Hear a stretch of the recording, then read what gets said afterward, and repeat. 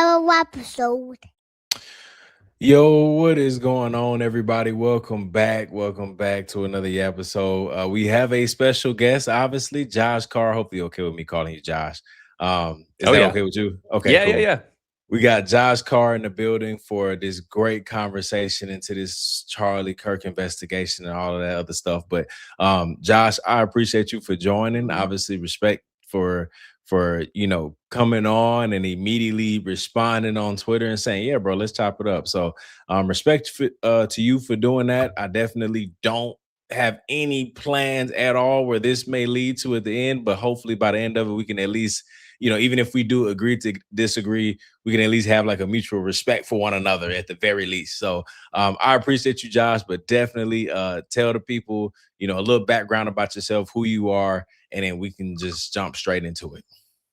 Yeah, absolutely. Well, thank you for having me on. I really appreciate it. I'm just a political commentator. I'm from Provo, Utah, grew up here. I live just a few minutes away from where Charlie Kirk was assassinated. And so it's a case that's deeply personal to me. But I talk about other things as well, about economics, about foreign policy, whatever I'm interested in. And this is one of those things. Cool. Yeah. And so as far as going back a little bit before we get really into it, your connection to maybe Charlie Kirk as far as like what kind of brought your voice into this. Where were you around 9, 10? How did that impact you? Just kind of like the background leading up to what we're going to talk about today. Yeah, so I never met Charlie. Unfortunately, I would have loved to, but it just didn't happen. And I was actually planning on being at the event that day. Most of the people who I know, my friends and family, were like reaching out to me when they found out he had been assassinated because they thought I was there. And I just happened to have a doctor's appointment during it. It's something I couldn't miss, so I was there instead. And so yeah, I was at a doctor's appointment, heard about it, was devastated. I think for a lot of people, I was like more emotional about it than I was expecting, especially since I didn't know him. But it just hit me hard. I'm a son of a widow, so I lost my father when I was a teenager. He died pretty tragically, not murdered, but in a pretty brutal way. And so, seeing what Erica and her kids are having to go through, it hurts me, and I think that's some of the motivation I've had for covering this case.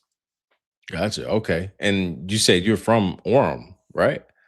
Yeah, so I grew up in Provo. Provo, Orem are basically the same city. Okay. But I live in Orem now. I live literally just a few minutes away from UVU. And yeah, I've been here pretty much my entire life. Gotcha. Okay. And so I guess my last question going back into 9, 10, how did that I know you said you almost went to the event and stuff like that. How did that impact like the community to your like knowledge and your first hand perspective? Dude, yeah, it was so crazy. I mean, this is a place that just, there's not a lot of crime. And so when this happened, it was like a cloud was over our community. No one went outside that day. Part of the reason why was because the killer was still at large. We didn't know who it was at that point. And so it was just very, sullen and just like subdued in the community. And it impacted so many people. I mean, in my congregation, there were dozens of people who were at that event. So there's people at church on Sunday talking about it. There are parents who are afraid to send their kids to school. It's something that's just been crazy. And a lot of people in America in general aren't like super attuned to politics. There's a lot of people who just don't really watch the news. This is one of those things that like every single person in Orem and Provo knows about because it was just such an impactful thing in our community. And I know there's a lot of leftists who have celebrated it, and there are some people on the left in my community. It's mostly conservative, but I've not heard a single person here who is even remotely happy with what happened that day, even for those who are more left-leaning. Everyone just considers it such a crazy tragedy. Right. Okay. And then leading up until Tyler Robinson turns himself in, whatever, and then everything that is out now. How do you feel about the investigation? Where is your stance? Where do you lean? Let's get into that a little bit. Yeah, so my stance from the beginning was I wanted to hear what investigators had to say. And that's a bit of a bummer because, I'm a guy that just wants everything out there immediately. But unfortunately, the judicial process is kind of slow. And so I was listening to what the investigative journalists or what the podcasters were coming out with. I was curious how credible that was. A lot of it is verifiably false, and a lot of it I know is verifiably false because it's about my community, and so just kind of crazy stuff. And I won't attribute any of that to you, by the way, Jay. I'm sure there's a lot of things that you disagree with that people have done. Um, Yeah. I kind of always just maintained I'm excited for a preliminary hearing and a trial so we can get everything out there. And I always said, I know the defense is going to try to keep things from getting outside the courtroom. I hope everyone just airs it out. So where I stand right now, the evidence I saw from the preliminary hearing, I think certainly meets probable cause, meaning it should go to trial. If you wanted to put some sort of percentage on it of how like much I think it was Tyler Robinson, I'm in the 90s. I feel pretty sure. Now, is that enough to convict him and execute him? Absolutely not. This needs to go to trial. You got to be at 100% or maybe 99.9% in order to meet the beyond reasonable doubt standard. And so where I'm at right now is I believe he did it, but I want to see it go to trial so we can get as much of this evidence out as possible.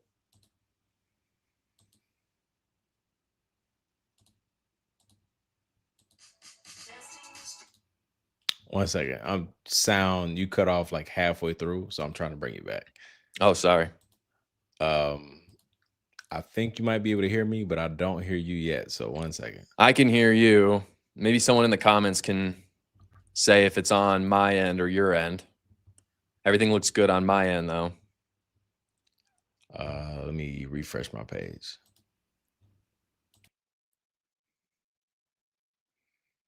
All right, looks like I'm the new host, you guys. I'm looking in the comments to see you can hear everyone. All right.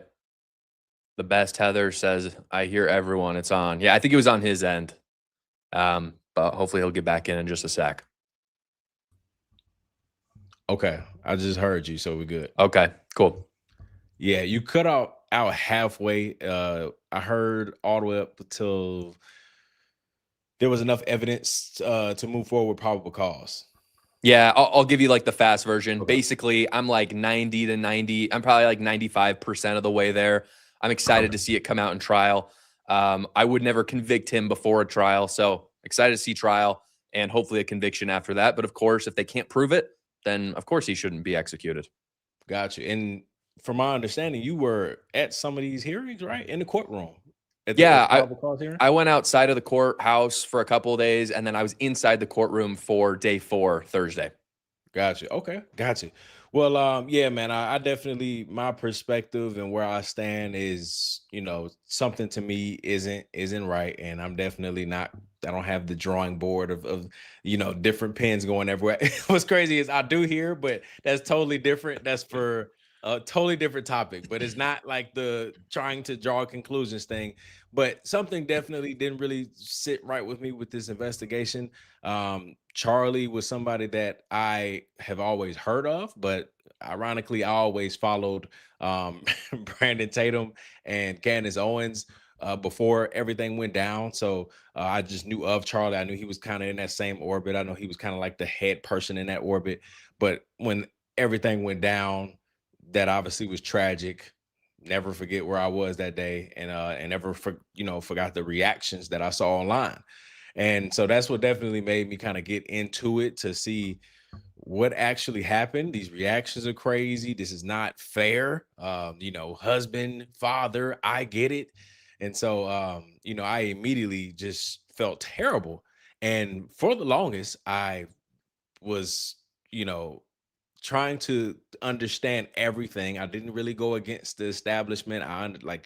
Tyler Robinson. I was agreeing with everything. I was like, okay, well, this guy does seem pretty interesting. And I believe I felt okay, I guess, about the memorial service, which is now something that everybody talks about of like, oh, I knew something was off that day. I didn't. I honestly was on I have documented videos of me kind of defending Erica when she was getting a lot of smoke around that memorial service with the whole I forgive you speech. I have like a whole bunch of videos of me saying like I honestly think that was a great thing to do. I know it was hard. That's something that the Bible tells us that we should do is forgive not only 7 times but 77 times. And so I was really trying to understand, even though I was like that's something that I don't know if I could do myself, but shout out to her. Maybe I'm not there yet. But then there are things that just started to unfold. Then when the evidence to me started coming out, I was like, I just that's just not really making sense. Then obviously, sure, you have other podcasters bringing up things, but initially, I when I started hearing the different evidence coming out, like the bullet and all this stuff, I was like, I'm just not there. So now, fast forward, probable cause hearing, I do think that there was enough. My channel knows that, and we talk about it all the time. I'm very, objective, and so to me, I think that what they presented in court was enough to go to trial. Okay. Uh, I'm not really gonna be the person that's gonna say, was that him in the garage? Was the camera footage? Was it real? Was it fake? It's hard to dispute any of that because I know that the things that they're comparing it to is from like Candace's show. And so I've talked about that plenty of times when she's the only person that brings something to the table that goes against the original narrative. You can't really bring that into the argument because you can't really fact check her. You don't know. Right. So based off of the prelim, I was like, okay, it seems like that's him in the garage. Does the aspect ratio and stuff like seem condensed and compressed? Yeah, but I don't know. So I still think that there is a lot of things around the case that was very unsettling for me. I definitely did not feel confident as far as this is the guy, which is what many people at TPUSA have been saying for a very long time. I'm not there yet. I'm quite literally the opposite of just like this doesn't sound like the guy to me, and there's more things involved. So I just wanted to get out there where I stand before we really get into it. Well, thank you. I appreciate that. That's like one of the more logical things that I've heard from some people on your side. This idea, tell me if I'm wrong. I just want to surmise what you said. Essentially, you're saying we shouldn't convict him today. We don't have enough yet, but it's like fishy enough on Tyler Robinson that definitely should go to trial. Correct? Yes. Okay. Yeah. And see, like, I think that's an acceptable position to have, just to be clear. We'll debate some of the nuances here. That's totally fine. But like, if there are people out there listening and they're thinking, well, I just don't think Tyler Robinson should be like executed today, I'm totally okay with that. I want there to be a trial so that we can all be at 100% certainty. Yeah, I do think that yeah, I think what was presented in court was compelling enough to see more in trial. My only thing Okay. is when it comes to trial, I know a lot of people also say, we'll see it all. And your background might be totally different than mine. I'm definitely not claiming to be some type of expertise in the lawyer world, but I feel like in trial, they don't necessarily have to show everything. They can just show enough. I feel like the lawyers also kind of keep their cards close to their chest and they'll show enough to convict them.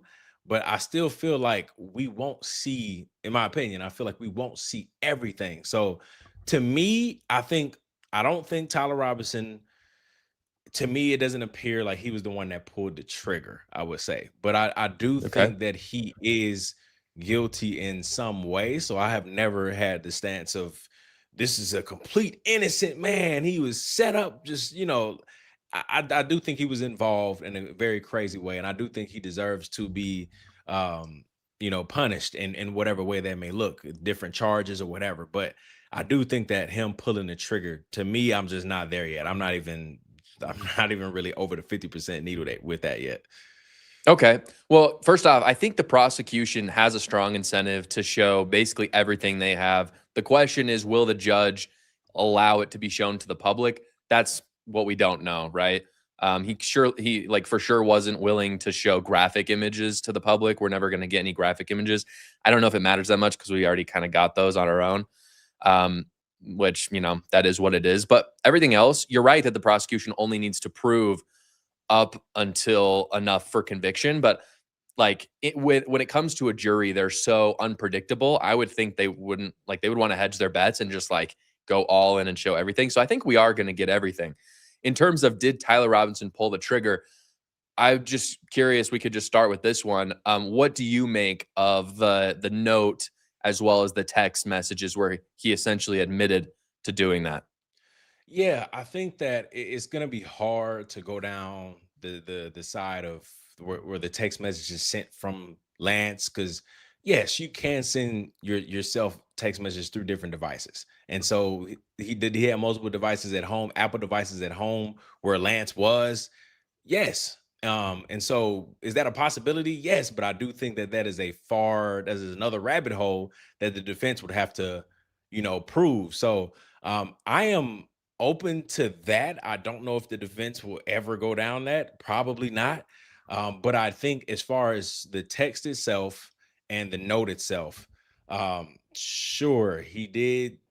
The text messages are what they are, and he says all of these things. What's weird to me is him saying he wanted to take it to the grave, but yet he told Lance everything. But again, can't really argue that at all. The text are the text. That's what they're going to say in court. But the note is very interesting to me because, you know, they talk about this note being burned, and yet Tyler Robinson wasn't there to burn it, and Lance Twiggs picked it up and put it back down, whatever the case happened with that. So my thing is, why is Lance Twiggs not as involved as he should be, in my opinion? I feel like he is somewhat of an accomplice, you know what I mean? So I think it's more to investigate than just, hey, Tyler Robinson confessed, here are the text messages, here are the notes. I think it's a little bit more than that. I think they should look into Lance Twiggs to figure out if he was involved in getting orchestrating that entire thing. Did Lance Twiggs? He said he woke up at 1 p.m. on 9/10. He said he woke up at 1 p.m. That's conveniently after the Big Bang. Yeah. So, and they didn't really ask him, what were you doing? You're a blue collar worker. It was all of these different things that I think Lance Twiggs is an interesting character that is somewhat spearheading this whole, we're in a gay relationship. Here's the confession. Here's our text messages. Here's the note. And then when we saw the text messages, as far as the picture of them, I mean, it's a picture of Lance Twiggs's phone. Are we going to see the metadata from Tyler Robinson's phone in trial? Maybe so. But I think in the prelim, it just wasn't enough. Every time it was like, okay, show me this about the text message. It was something that just was not compelling to me. Yeah. So a few things on that. So first off, we do have there is forms that you can request, and we have those of all of the search warrants that the prosecutors got. One of those search warrants was for his phone. So that the talk about metadata, that assuredly will be included in the trial. I don't think it was included. This is just speculation. I don't think it was included in the preliminary hearing just because there's only so many days and it's not required to meet probable cause. So I think that's a totally fair thing to ask for. And I would 100% expect it to be shown in the trial, but we'll see, right? Like, I don't want to say that that's definitely, but like, it just feels like that would be logical that would happen. The other thing is, I hear the questions from people who are like, well, someone technically could have made up those texts. And it's like, yes, theoretically that could happen. I think we're all willing to say that that could have happened. The evidence that's presented, which is the text, is that Tyler Robinson sent them. And if it's his phone, the most likely outcome is that he sent them. And so the questions that people have are fair questions, but in order for us to believe anything than the evidence presented, we need evidence that that theory is true. Does that make sense? And that's my primary problem with it. It's like, I'm open to the idea that someone else could have sent those texts.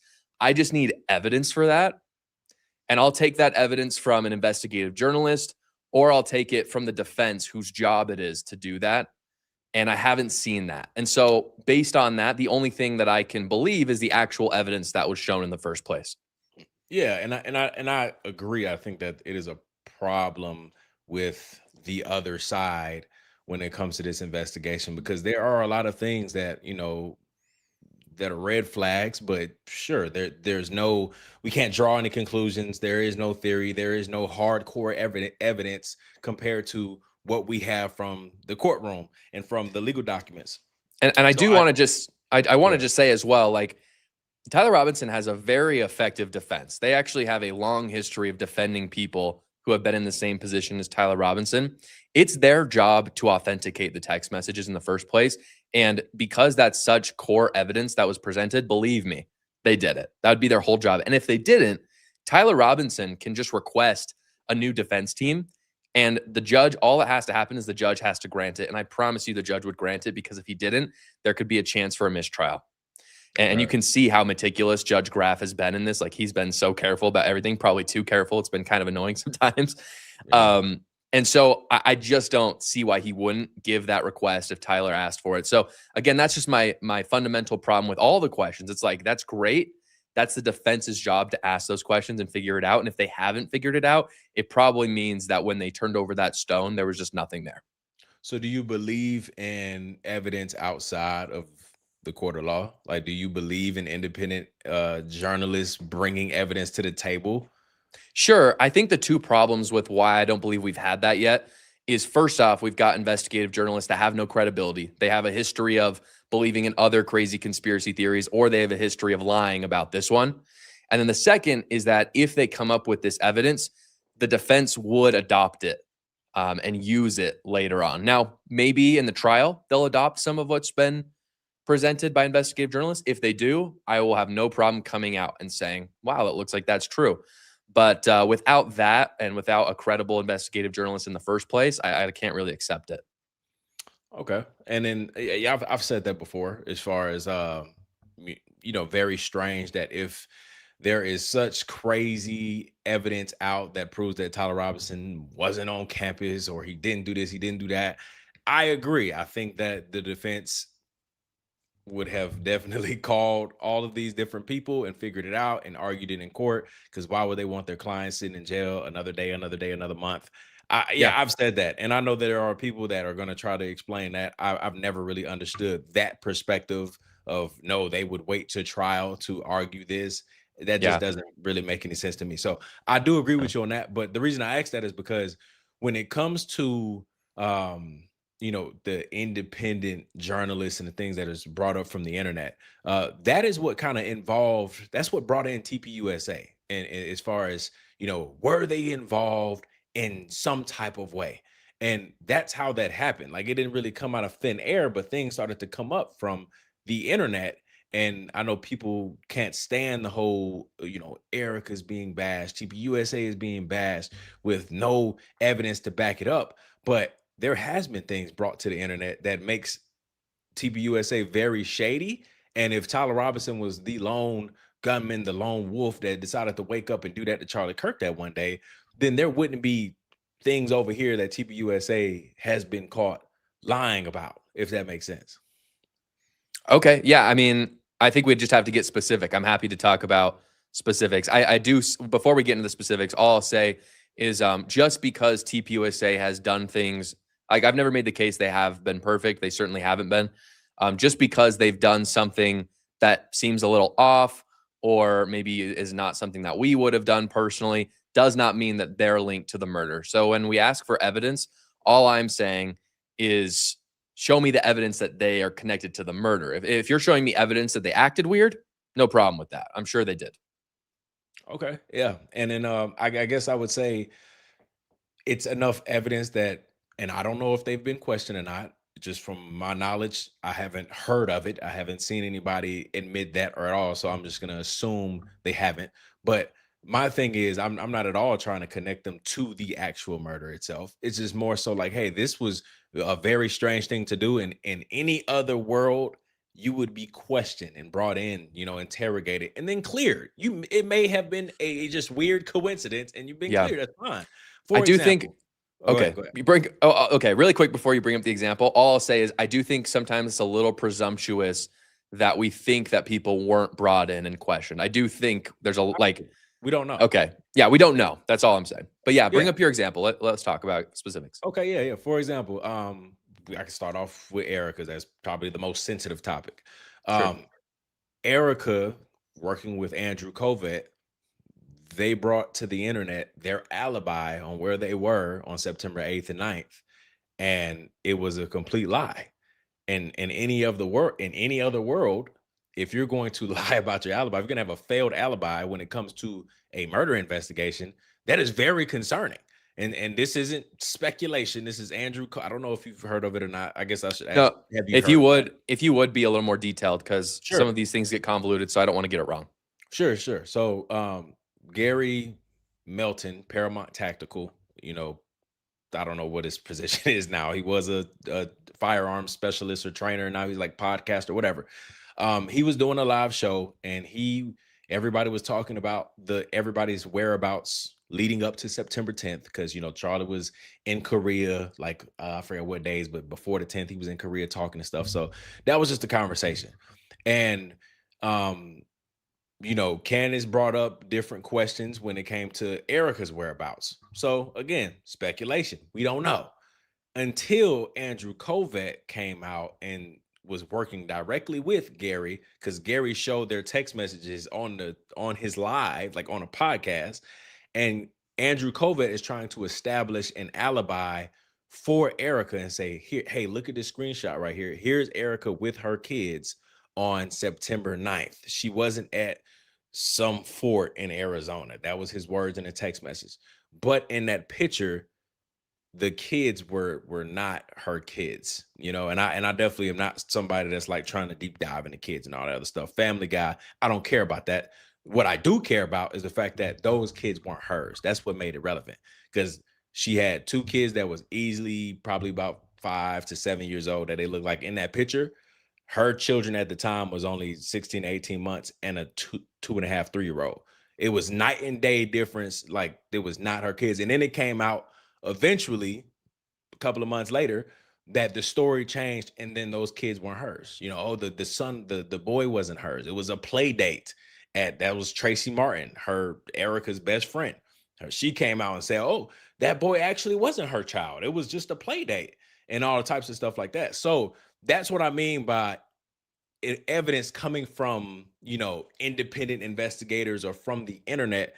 When you have somebody like Erica that is, you know, in cahoots with Andrew Kovac trying to establish an alibi for her whereabouts on September 8th and 9th. And she completely lied about that when it comes to a murder investigation. Has she been questioned? I don't know. But, that's the part that we was just saying. I can't confirm or deny if she's been brought in for questioning for that.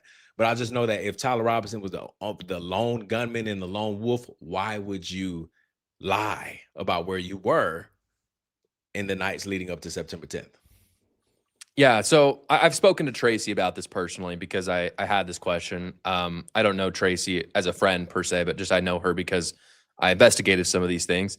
And my understanding is it was her children, and that the actual picture does not say that it was her kids, but it was in her apartment. That was my understanding of this. And it's possible that Andrew Colvette got some of the story wrong. It's possible that he outright lied. I'm not sure which one is true, but I guess my point is none of that points to Erica Kirk or Andrew Colvette being culpable for the murder of Charlie Kirk. It could mean that they made a mistake. It could mean they outright lied because they didn't want people to know what they were doing on September 8th or 9th for other reasons, because they just want their privacy. There's so many other possibilities it could be. I think I would need more evidence that would corroborate some sort of cover up that I'm just not seeing. I think what worries me sometimes is we see these factoids like, oh, they misrepresented the story, and we immediately connect it to the murder without considering that there's 100 other far more likely possibilities. Yeah. Again, I agree. Anything. Okay. Well, and all I'm saying is, like, if people want to go out there and just say Erica Kirk acted a little weird after Charlie was assassinated, or Andrew Colvette acted a little weird, I got no problem with anyone saying that. I really don't, even if she's a widow. That's totally fine if you want to say that. It's just when you make the leap to they assassinated Charlie Kirk, it's like I can't really believe you or trust you anymore, because it's clear that that's the outcome that someone is wanting rather than actually getting evidence of that.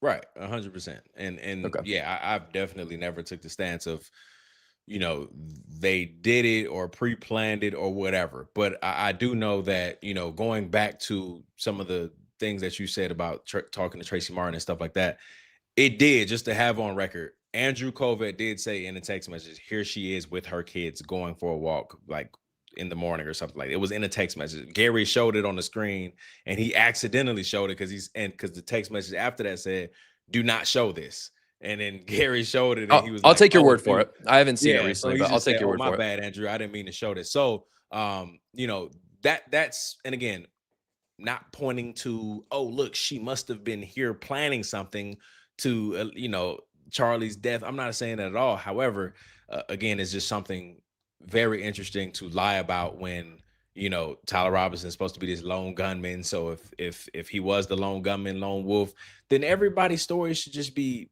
perfectly fine when they're leading up to it. Another thing that's strange to me, TPUSA's security that day. That to me wasn't normal. Everything about that day wasn't normal. Yes, we can admit that. However, there are so many different things that happen, you know, ironically, I guess, at one time, coincidentally at one time, such as Mikey McCoy. Mikey McCoy is somebody that, there was a wide shot of Charlie down in that little pit or whatever, and you can see hundreds to maybe thousands of heads. And when the bang shot went off, every single person had the same reaction, which was a slight, what was that? Duck. And then people started running, except Mikey McCoy and TBUSA security. Excuse me, that's another conversation. But Mikey McCoy, instead of the slight pause of what was that, he already was turned and walked away on the phone.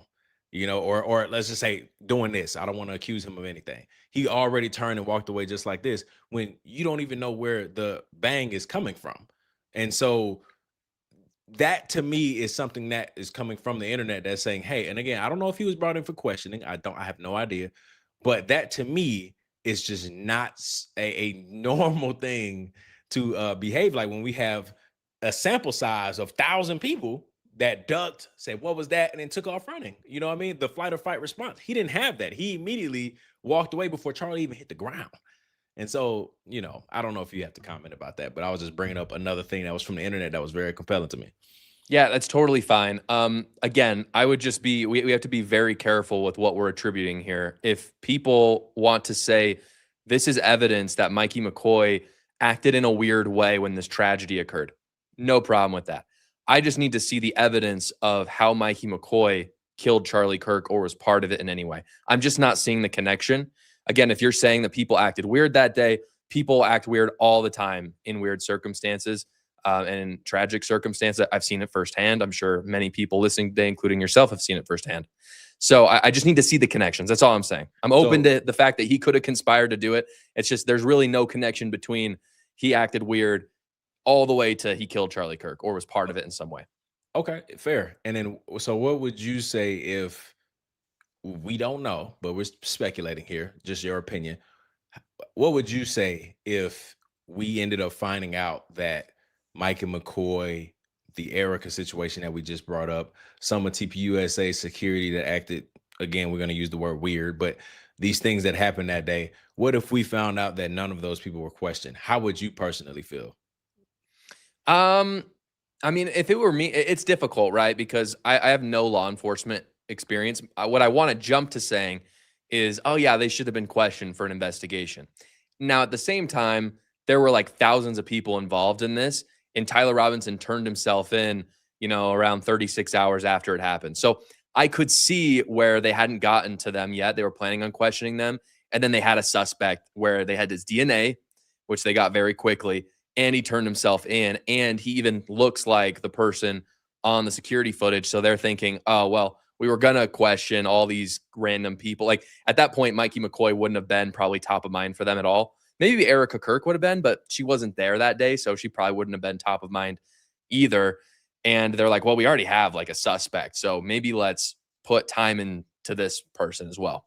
Like I'll say this, Erica Kirk as the wife, there's almost no way she wasn't questioned in some way by them. Like I just find that almost unbelievable, even if she wasn't considered a suspect, right? So what if she wasn't? Yeah, I would certainly be like, oh, I wish they had done that. And I would love an opportunity, by the way, for some sort of prosecutor or law enforcement officer to come out and say why they didn't, to actually have to answer for that. Like I'm all for the transparency. But I do think like people have to remember, okay, right after it's pandemonium. They're just trying to figure things out. There's someone who says they did it and it's not them. They're just trying to figure it out for the first little while. Then they're finding the murder weapon. Then they're thinking, okay, now we got to test the murder weapon. And then maybe they started questioning just a few people the next day. And by that evening, Tyler Robinson had turned himself in. So there wasn't actually a lot of time that they had to even do the investigation before the top suspect, whose DNA was on the murder weapon, had already turned himself in. Okay. And what about Turning Point USA? I know you said you were at the prelim or around the prelim. Um, to me, I felt like it was definitely an interesting day 5 when TPUSA had a lot of their influencers there. And then they came out of the courtroom talking about this 4K footage that they saw of Tyler Robinson in the courtroom. And then we had other people in the courtroom saying that we saw the same footage and it's not at all what they have been saying. And you cannot see his face, which is what Benny Johnson and others have been saying. You saw his face, you saw him take the shot, you saw this, you saw that. But in reality, when I saw the rooftop footage, it's a guy in all black, which Tyler Robinson's last outfit was in his black thin long sleeve walking down the stairs on campus. That was supposed to be his last outfit. But on that roof, this guy seemed like he had a black jacket in a way, in some type of black long apparel. And it seemed like a heavier guy. Again, that's speculation. I could be wrong, but when it goes down to just the outfit itself, I'm like, okay, so then you have to explain the change of clothes on the roof and all this other stuff. But I'm getting back to the 4K footage. The 4K footage that TBUSA came out to say with their entire influencer, lie, smear campaign, whatever they was trying to do, it was a complete lie about the 4K footage that you didn't see his face. So, for Tyler Robinson to be the lone wolf, again, pointing back to that, and for the evidence to be not in your words tonight, at least, I don't know if you ever said it, but in TPUSA's words, the evidence is so overwhelming, it's clear as day. Then what would be your purpose in coming out and blatantly lying to the public about footage that you did not actually see in the courtroom? Why would you have to do that if the evidence was so overwhelming to begin with? Okay, yeah, great question and super fair. So I had a few people that I know personally who were in the courtroom that day. I wasn't, and these are people that I've known for a long time. They're not people who work for TPUSA at all. So I just want to make that clear. And I talked to them after, and I said, "What did you actually see?" And they agree that the footage was much higher quality. I believe the camera, in actuality, was 4K. So the actual phrase 4K is correct. However, that does not mean that it was 4K in that like it could be displayed in like an IMAX theater and it was super good. There's a difference in these things. I immediately asked them, "Did you see Tyler Robinson's face?" And they said, "No, that was a lie." And I do want to say this as well. There was some images released on Thursday when I was in there that was not released to the public that were still photos of Tyler Robinson, and it did show his face. And I thought it was the clearest photo that I had ever seen of Tyler Robinson. So I don't know if they were mixing that. Maybe they were, maybe they weren't. But I immediately came out and I said that Benny Johnson specifically and Jack Posobiec got way ahead of their skis on that, and that they should not have said what they said. I'll just speculate because I don't know what was in their heads. Here's my guess. I know Jack Posobiec was in there all week. Benny Johnson wasn't. But I think after seeing all the evidence presented in the preliminary hearing, Jack was very excited. I think they just got a little excited and they acted like everyone was just going to see the footage they had seen and just be like, "Oh yeah, that's a slam dunk." And I think they just got way ahead of themselves. And I think it was wrong. And I think they need to be way more careful with how they spoke. And that's why I came out against what they said. I don't think it's evidence that they're trying to cover anything up. I don't think it's evidence of them being part of the murder. I think it's evidence of the fact that they've been accused of being a part of the murder. And so they're just so dang excited to be out of that, to prove to everyone that they weren't, that they just got way ahead of themselves. So I'm totally okay to criticize them for that. I think that's fair. Okay, that's fair. And again, I'm also not pointing them at all at a certain thing in the crime because I don't know. I have no I know proof you're of that. not. Yeah, and And I appreciate you not doing that, but many people have. And so all I'm saying is when people act weird, that's not evidence that they committed a crime. You've got to show me the other steps, right? And I think there's so many, people act in such weird ways. Humans are so strange. There's so many other explanations for why people do certain things other than they conspired against their friend. That could be one way, like that could happen, but I just need to see the evidence of that.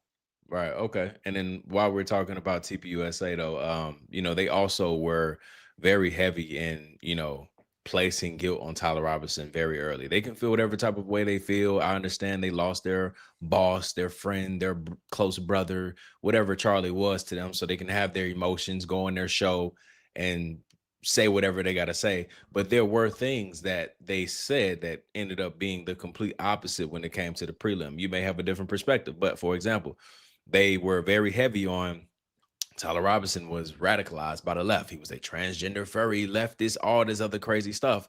But then Lance Twig comes out and says he never talked about politics. He was not into Charlie Kirk. I mean, like, he didn't talk about Charlie Kirk.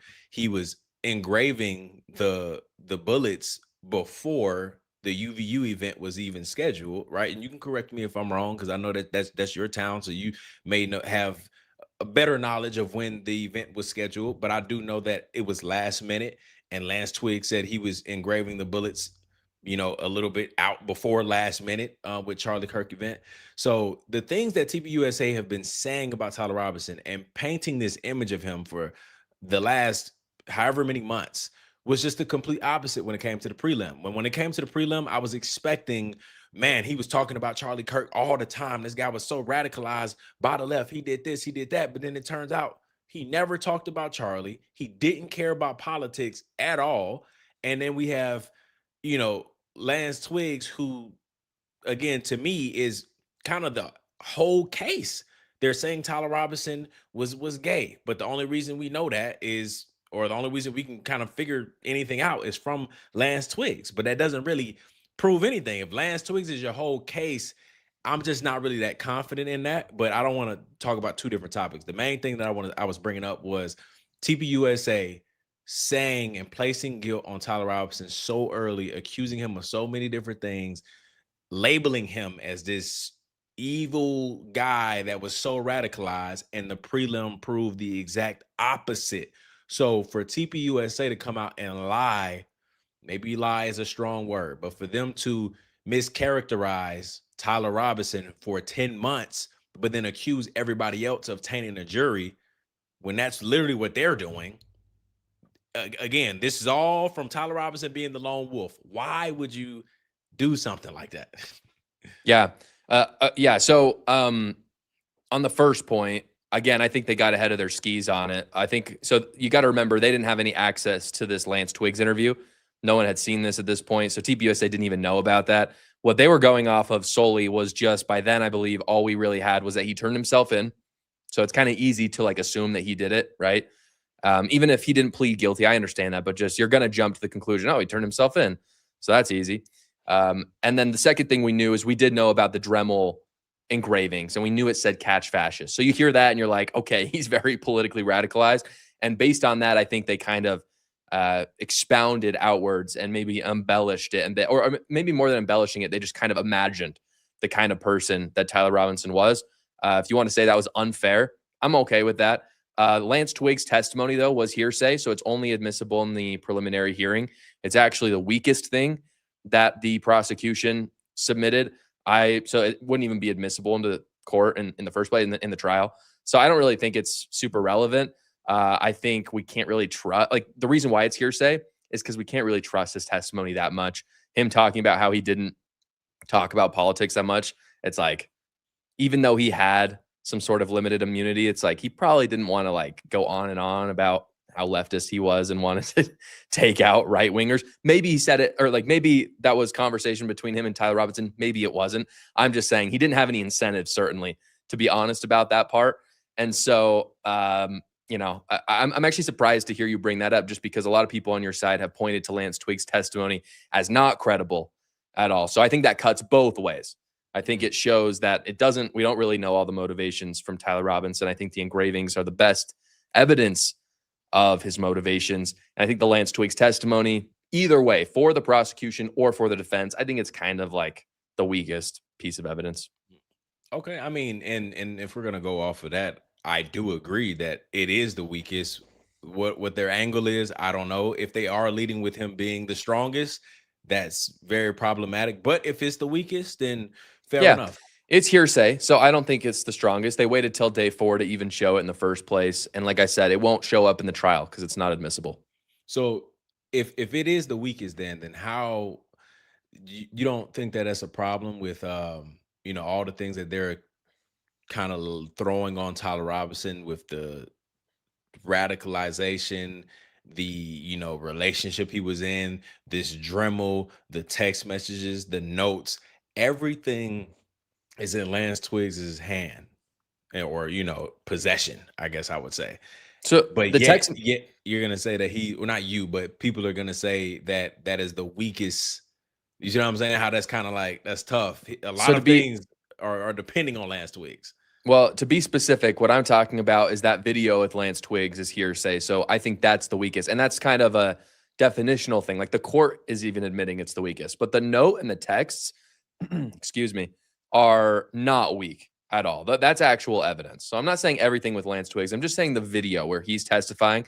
I find it to be the weakest. The other thing I think is really important, and a lot of people have harped on motive. I think that's usually what is making them go into conspiracies. They're talking about other people having motive. Motive doesn't matter very much in a court proceeding. You can prove that someone did something without any motive. It's definitely like the least important thing. It can certainly help, but it's not even close to the most important, because there's 1,000 people in the world, maybe 1,000,000 people in the world that had a motive to murder Charlie Kirk, but there's only one person who did it, or maybe a group of people who did it. And you just have to prove that they did it. You don't have to prove that they had a motive. So I don't even think the prosecution cares that much, frankly. Like, if they get to the trial and all they have for motive is what they've already presented, I don't think it's going to matter at all for if they can convict him or not. Yeah, and I do agree with that. I think that there are a lot of other things that are out there besides Lance Twigs for sure that does not line up in Tyler Robinson's favor. I just think that it's just interesting that I'm listening to some of these, like, let's just say you're listening to TPUSA and you're listening to the people that are even yourself. I haven't heard your content that much around this to put words in your mouth, so I won't do that.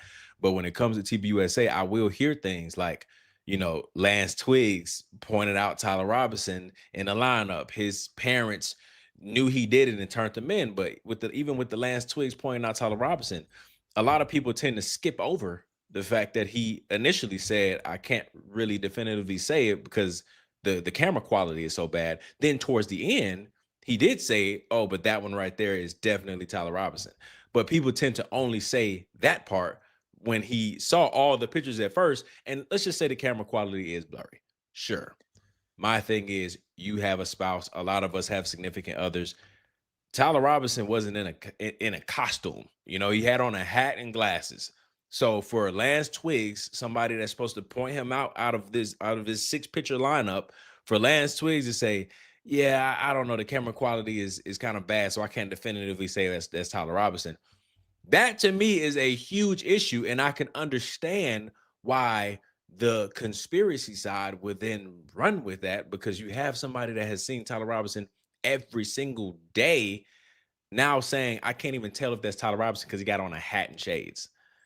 Yeah, I mean, if you want to criticize TPUSA for being extra excited about them feeling like they found the Charlie Kirk killer, that's fine. You can totally do that.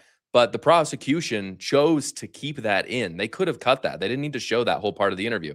They chose to keep that in to give the full context. So it's not TPUSA versus Candace Owens or the conspiracy theories or anyone.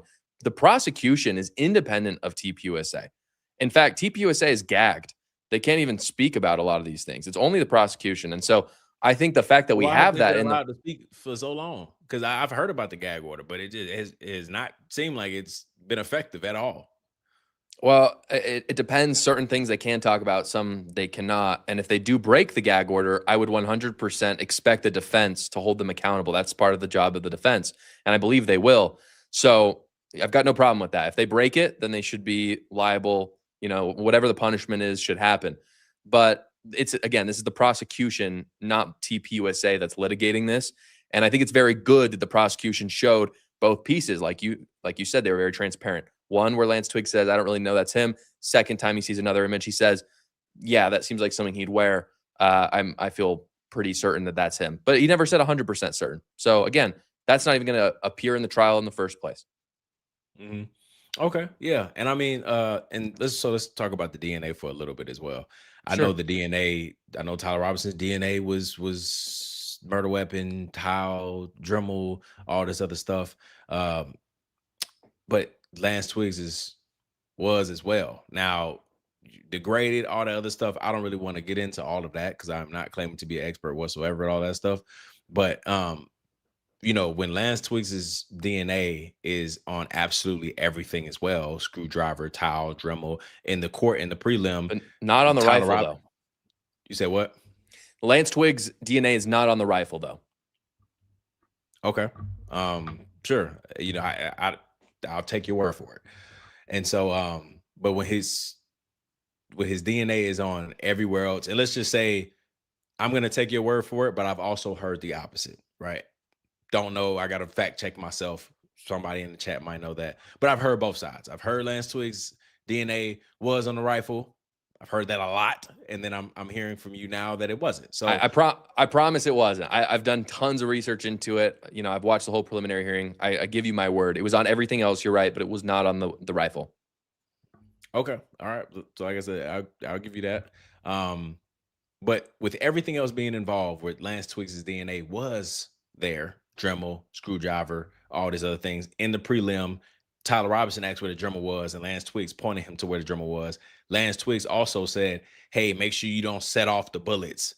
So he's watching these things go down, and then on top, and then once all of this unfolds, he's put in some type of protective custody, witness protection, whatever that looks like. But there are articles out there that he was missing for like 6 weeks, and everybody knew, somewhat speculated where he was. But how does somebody that seems so connected and so involved is now so protected and is now somewhat of an asset to this case? Yeah, like I said, I think there's a lot of things we don't know the answer to. We don't know how much he was questioned or wasn't. I'm certainly personally interested in getting those answers. I'd like to know if how involved Lance Twiggs was. But in terms of his immunity, he only had immunity for that video that we saw. Outside of that, he had no immunity. So it was actually, frankly, I've talked about this a lot and I've spoken to some lawyers about this. There was really no upside for Lance Twiggs to go in and do that meeting other than to just look cooperative, because essentially what the prosecutor said to Lance Twiggs, they said, "Hey, we'd like to talk to you. We're going to have an interview with you. When you talk to us, anything you say in that interview, you won't go to jail for. But outside of that, we can do whatever we want." And if you're Lance Twiggs, you're like, no, because what if I say something and then based on that, you go look into something on me? So frankly, it was just Lance Twiggs trying to look kind of, I think, not sus. And I don't really think that there was any upside for him on that, because he can 100% still be prosecuted. Okay. What are some things that I guess you would consider overwhelming to the case where you're like, yeah, this right here is what did it? Tyler Robinson's the person. Like, what are some things on your list of, you can go however long. I just want to hear it and then chop it up a little bit, because I know we press it on time. Sure.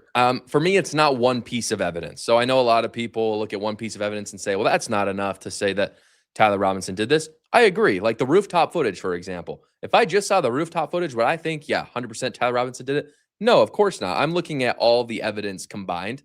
And so for me, it's a combination of the texts, him saying that he was there and did it, the DNA there present, him 4 times showing up and it being his car, his license plate, and as well as the ballistics that was run that show that it's entirely possible, though it's not confirmed, that his gun could have shot that round. Yeah, I mean, and I think even when it comes to the ballistics, it's very, not that it's impossible, but inconclusive readings from that powerful of a rifle that frags and shatters or whatever. I don't know. I guess speculation. I'm definitely not a ballistics expert. But to me, when it comes to the footage on top of the roof, I can't definitively say that's Tyler Robinson. Prove beyond a reasonable doubt that that's Tyler Robinson. Sure, I can't say. Go ahead. But if he texts and if you have a text message that says that was me, then and now you see a person that looks like it could be Tyler. I'm not saying it proves alone, but he's admitted to doing it. Don't you think those things lining up? And then, oh, his DNA is on something nearby. Doesn't that solidify in your mind, maybe not 100%, but 90% so that it could go to trial? Like I said before, I agree with you that there's enough to go to trial for sure. I don't. Again, that's going to be a whole nother angle that the defense would have to take if they want to say, like some people have said in the past, that Tyler Robinson wasn't even there. There are so many things that people are gonna say, hey, look at these pictures in the parking garage. I think the argument of like that's not even him, that was him. I just think that's pointless because again, we only received information from one person that said that these pictures aren't him. Look at these pictures right here. This is a totally different person.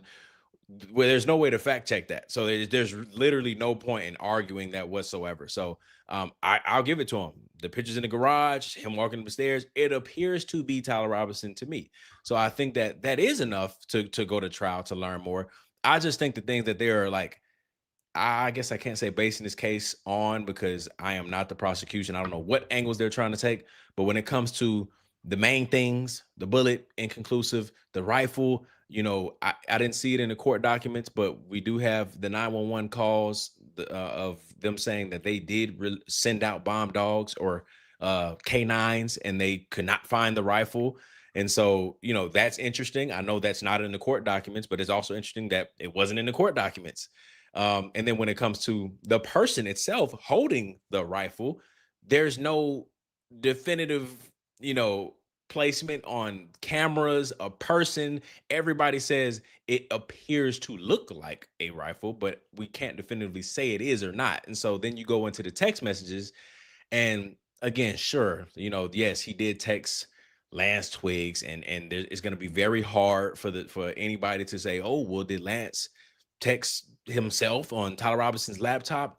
We'll never know unless somebody digs into that, and the defense digs into that, or they subpoena anything. So I don't really know. I can't get into any of that. I just know that all of these things combined give me reasonable doubt. What I mean? It gives me doubt that he did not do this. And you admitted before, or you were honest before, that you do have like a little bit of, I would call it doubt. You can call it something else, but like that 5 to 10%. I think you said you was 90% sure that you was. Yeah. You got to be Yeah. you got to be like pretty much absolutely sure if you're going to execute someone, right? Right, 100%. So that's the part that I'm not there. I have a lot of doubt when it comes to the case. That Can I give you one more piece of evidence that I didn't bring Sure. up? Sure. So this was presented. An officer spoke under oath about this, and it's in documents that everyone's seen. I'm sure you've seen, Jay, where Tyler Robinson's mother and father essentially are saying, I think that's Tyler, because the images are released, I believe, by the FBI. And they say to the police officer, I think that's Tyler. That's what they were saying to themselves. That's evidence that's been presented by the prosecution. Now, in a preliminary hearing, the prosecution has the job, right, to show the evidence, not so much the defense. But what the defense is supposed to do is show any evidence that would contradict or shoot down the evidence shown by the prosecution. We saw them do this twice. They brought up witnesses that were essentially trying to discredit the DNA and the ballistics evidence, right? So we saw them bring up their own witnesses. I know a lot of people have said, oh, the defense doesn't bring up witnesses and evidence. They literally did it. It would have been very easy to bring Tyler Robinson's parents and just simply, or even just get a written statement from them and say, that never happened. I never said that Tyler Robinson did this. I never said that Tyler Robinson looked like the man that the FBI released. They didn't present that. And I think that's really good evidence. Frankly, anything shown in the preliminary hearing that wasn't fought back on by the defense is pretty good evidence that it's pretty ironclad. Otherwise, the defense would have taken the time to try to shoot it down like they did with the DNA and ballistics. Yeah, I mean, I agree when it comes to the defense not bringing in, different people that would for sure refute what everybody's saying. Tyler Robinson's parents, everybody's saying that Tyler Robinson's parents turned him in. If they didn't, that would be a great time to bring him to the stand and To say defend it. him. Yeah. If he wasn't on campus, that would be a great time to, I've 100% agree with that. And I know that's what I was telling you about before when it comes to at least our community over here. We're pretty open-minded. I'm definitely not at all attached to anybody or any theory. Um, I do agree with you. I think if there were things, exculpatory evidence that would just exonerate this man, if he is truly a free, innocent man, then they would have did that in the preliminary hearing. I don't think they would have waited for trial. I just think that, you know, I think it's odd that the parents did not come testify, or I guess you would call it, yeah, testify. They didn't testify. Are they waiting to trial? Will the prosecution bring them on? Maybe so, but why didn't the Yeah. prosecution bring No, them? it's not necessary in the preliminary hearing is why. Like both of us agree that probable cause has been met. You don't need to bring parent because that's obviously going to be a little bit more intense. I don't think the prosecution needed to do that in the first place. And if the defense didn't want it to be too intense, they could have done the exact same thing that the prosecution did with Lance Twiggs and just have a video of it or a written statement, since hearsay evidence is allowed in a preliminary hearing. Yeah. Okay. Okay. Well, yeah, man, I appreciate it. I know you pressed on time, so I'll Thank definitely, you. I want to respect that. I appreciate you for joining, Josh. Hopefully we can chop it up again in the future about stuff like this. And again, I definitely appreciate your approach. I appreciate you for being respectful. I know we're probably gonna agree to disagree on many things, but the whole goal again was hopefully we can leave from here having a mutual respect for each other. And I definitely respect you, bro. I appreciate it. Thank you. I think we agreed on a lot, honestly. So I thought it was very productive. God bless you. Have a great rest of your night. All right, man. You too. uh, that was actually funny. That was funny. He said, "I feel like we agree. I mean, we agreed on something. I wouldn't say a lot." Let me see what y'all been talking about, man. Let me start. I got to start up here at the top. Garrison, thank you for supporting the channel. What is it? FT calling to. Oh, Frank Turek calling to. Yeah. No, it's for sure off, but like, I don't know how many times y'all like listen to thank you. I don't know how many times y'all like listen to these debates and conversations. There's not going to be any give when it comes to things that doesn't have a solution or answer right then and there. They it's just not gonna happen. That's why I don't harp on things like that. I agree. I could get into all of that, and then we go down that rabbit hole of like, bro, what the heck? But when you're talking to the people that are on that side, that they're gonna say that for everything. Okay, well, what does that prove? What is that? What is that? How is that connected to Charlie's? That's what they do every time. So I'm definitely not finna go in a circle about that. That's why there's a lot of things that have been brought up that I know does not have a concrete. It's been fact checked. Here is concrete evidence that this happened. There's so many things out there that was like that, but we can't fact check it. You know what I mean? There are things that Candace has brought to the table. Excuse me, that can't be fact checked. So I'm not going to argue that because that's exactly what they're going to say. Who did you hear that from? I'm like, no, I'm not here to talk about anything Candace said, actually. I'm here to just tell you my own thoughts and perspectives on how the trial prelim didn't make any sense at all, or this entire case doesn't make any sense at all. This TP version of normalized minor attraction. Oh my gosh. They remember the focus overwhelming. Thank you for I know it's too late, but thank you for reminding me. I was looking at the time, he was pressed on time, and so yeah, it was hard to stay on the overwhelming side. But I also know how it goes, and that's kind of their basis of everything is, if things are weird, then yeah, they could be weird, but how does it connect it to the murder? And that's just their rebuttal every time. So that's why I try my best to talk about some of the evidence and how it's not really that overwhelming, but you know.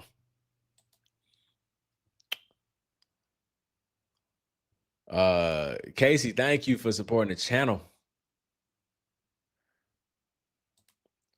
Fact check is real time. Bro, y'all are funny, man. Y'all are funny. Two Jewels, Silver Star. Casey, thank you for supporting the channel. That whole story is fake and is not evidence. A secondhand account only listed in charging documents. Yeah, there's a lot of things that when it comes to these conversations, like a lot of times my approach is just have them say what they gotta say, and y'all will know if it's true or not. I'm not about to waste my time going back and forth with somebody that truly believes in what they're saying when I just don't believe it. So that's why a lot of times I'm like, okay, fair enough.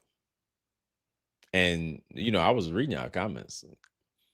A lot of y'all was like, that's not true. I'm like, yeah, I don't believe it either, but I'm not about to go back and forth about it though. How come no one ever talks about destroying the evidence? Yeah, I mean, I brought that up about Lance Twiggs. They said the note was burned, but Tyler Robinson wasn't there. So like, how did that happen? But again, that's the part of they're gonna say, yeah, it is interesting. It is interesting. I think that's something that's odd behavior. That's weird behavior. But where's the connection of Lance Twiggs being this, or hopefully they investigate a little bit more and stuff like that versus us jumping to the dude. If Lance Twiggs burned a note, the man should not get immunity. The man should be charged. The man is involved in some type of way. Tyler Robinson is not the lone gunman, but at the same time, these conversations are it's hard too, because he said earlier that he was 90% sure that Tyler Robinson did it. And yes, that's high, but if you have 90% of the jury agreeing on a verdict, that's not good enough. So like, I don't know.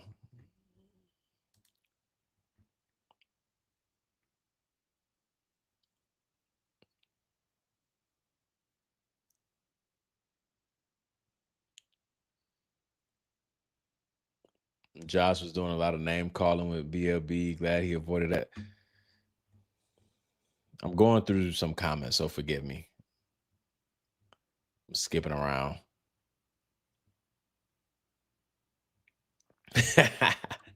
Said he's always pressed on time. I feel like I heard that before. I feel like I heard that before. I feel like I heard him say before that he was pressed on time. That's interesting. But I respect it. I respect it.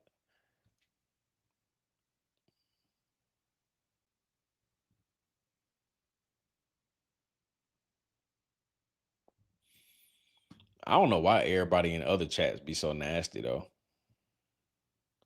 Those other chats be so nasty. I'm like, bro, I ain't even. I literally didn't even mention Candace, and that's all they bring up in the other chats. I'm like, yeah, that's y'all problem. That is y'all problem. If you still hear from the other chat, that is y'all problem. Y'all are more obsessed with Candace than the people that y'all are accusing of. We all destroyed Josh today in the X space, and Josh would never admit to anything. Black Line Brief, Matt, what's up, man? Yeah, I heard a little bit of that. Someone sent me the link. And that's the thing too. Like, I feel like these are things that you have to pick up on early, right? So I watched the debate with Matt and Josh. I listened to Josh earlier today in the X space, and these people all kind of are the same too. Like, they'll never really admit to anything. They'll kind of just brush over it. They'll kind of just be like, well, I mean, everything's weird. What does that even mean? So like, it's pointless to bring up things that is shady if it doesn't have the conclusion and solution already. That's the only thing they care about. They don't care about anything else. They don't care about things that lead to the solution or the conclusion. They don't care about that at all. They just say, okay, well, what does that mean? What does that mean? What does that do? How is that connected? They just want everything right then and there. So that's why it's pointless to just go back and forth about things that just you're not gonna come to a common ground. They're gonna say, sure, it's weird. That's why I brought up the Turning Point USA thing of them lying in the courtroom. And he said it. He was like, yeah, I mean, they definitely lied. And I was like, well, that's a huge issue. If Tyler Robinson's the lone gunman, well, what's the point? Then it goes to maybe they got in over their heads and And I'm like, well, so once you kind of get the answer out of what he thinks, it's nothing else to talk about. He thinks TPUSA was, whether he's telling the truth or not, he thinks TPUSA was just in over their heads and just talking too quickly. And that's why they got out there and started lying. Hey, okay, if that's what you call it. I'll call that something different. But if you just call it in over your head and all of that, then that's what you call it. I can't say nothing about that.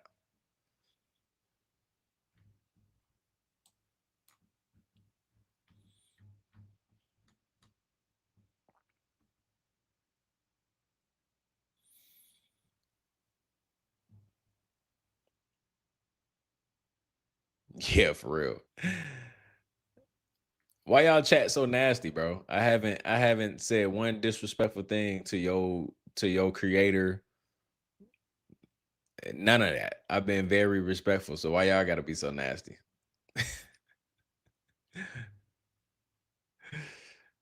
Y'all are funny. The chats of accepting the narrative.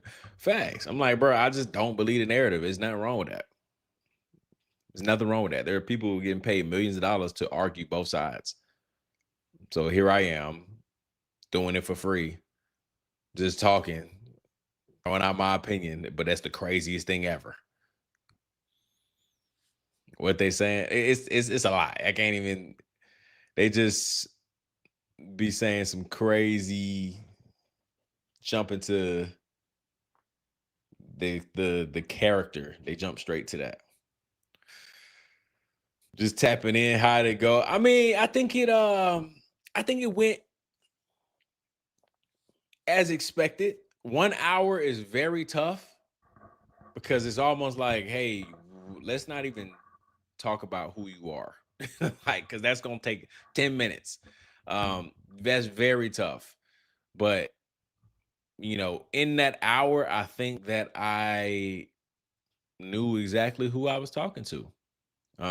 Respectful guy. Like, I'm not taking that away from him at all. Respectful guy. But I think, same old, same old. I believe the court because the court has evidence. The court has this, the court has that. Yeah, you're talking about this over here, but you don't really have any evidence of that. That's the whole conversation every time. So that's why I try to bring up things that, do have a little weight to it, such as 1,000 people surrounding Charlie Kirk, and the only person that didn't flinch was Mikey McCoy. Well, I guess Brian Harbaugh too, but the only people that didn't flinch was Charlie's team. Mikey McCoy took off. I'm like, you don't think that if Mikey McCoy doing that, if where she was, if you don't think if they weren't questioned, if they weren't brought in for questioning, would that be problematic to you? And he said, yeah. So that's as far as you can go. Will we ever know? Probably not. But these are the things that I just try to get out there. It's like, okay, if you feel if this is happening and this is happening, and all of these weird things that you're calling weird, if these people weren't questioned for it, would you find it weird? But at the same time, it goes both ways, right? We don't know if they were questioned. So that's why it's sometimes pointless to go back and forth about it. Because I'm like, yeah, you're right. We don't know if they were questioned. And I'm not going to sit here and pretend like I do know. But it appears, it seems like they weren't questioned at all. And if they weren't, would you find that weird? Yes. Okay, cool. So that's why I'm thinking the way I'm thinking because I don't think they were questioned. So that's why I find it weird. Very strange.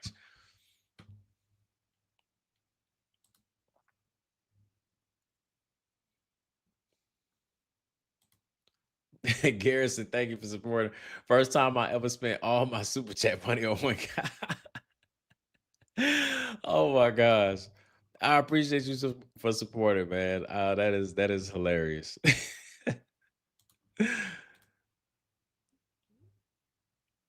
No parent ever claimed to hear a confession.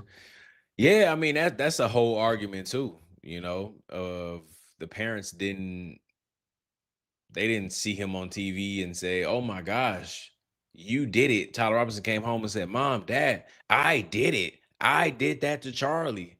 Oh, let's turn him in." We don't even have the security footage of him walking into jail. I forgot in the moment, but he would have had a response for that. He would have said, "Yeah, I mean, I don't find that strange, because they don't have the security footage of him walking into jail, but yet they have statements, they have this, they have that, they have this, they have that. That's what they do. That's what those people do. They have a response for absolutely everything. Y'all know this. How do you know they were not questioned? Like Erica and all of them. Questioning TV USA is a good start, but accusing them without evidence is careless. I'm accusing them because their behavior is very strange. Like that's something that the police would do. Hey, this is very strange.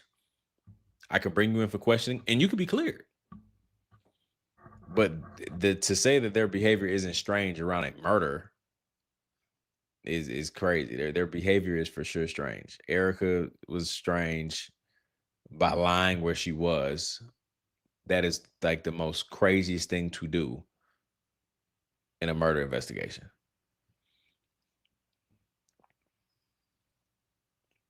Right. Who had the most to gain? Right. But that's speculation though. So like that's nothing to even argue about. But I agree. Who had the most to gain? But that when you going into these debates and conversations, that's just speculation. So it's really he's just gonna disagree.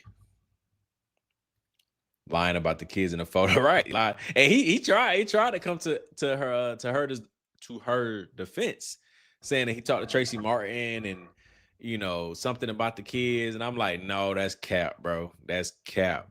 She said those are her kids. Andrew Kovac said that those are her kids. It's in a text message. And he conceded to that. He conceded to that. But again, when they concede to it, then it's gonna be, well, okay, that's weird. But how does that prove that she's involved in a cover up? How does that prove that she's connected to the murder?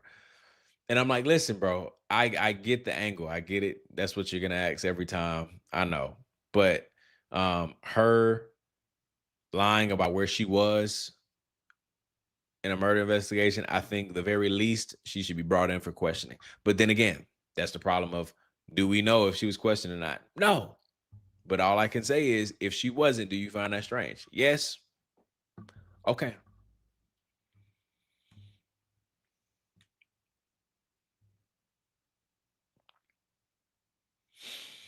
The only person who ever claimed Tyler confessed is Twigs. So questioning Davis would add nothing and prove nothing.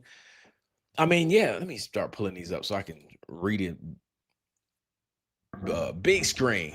Every time I say that, I think of Brandon Tatum. He said, "Put me big screen. Make me big screen. If the government is so super spooky."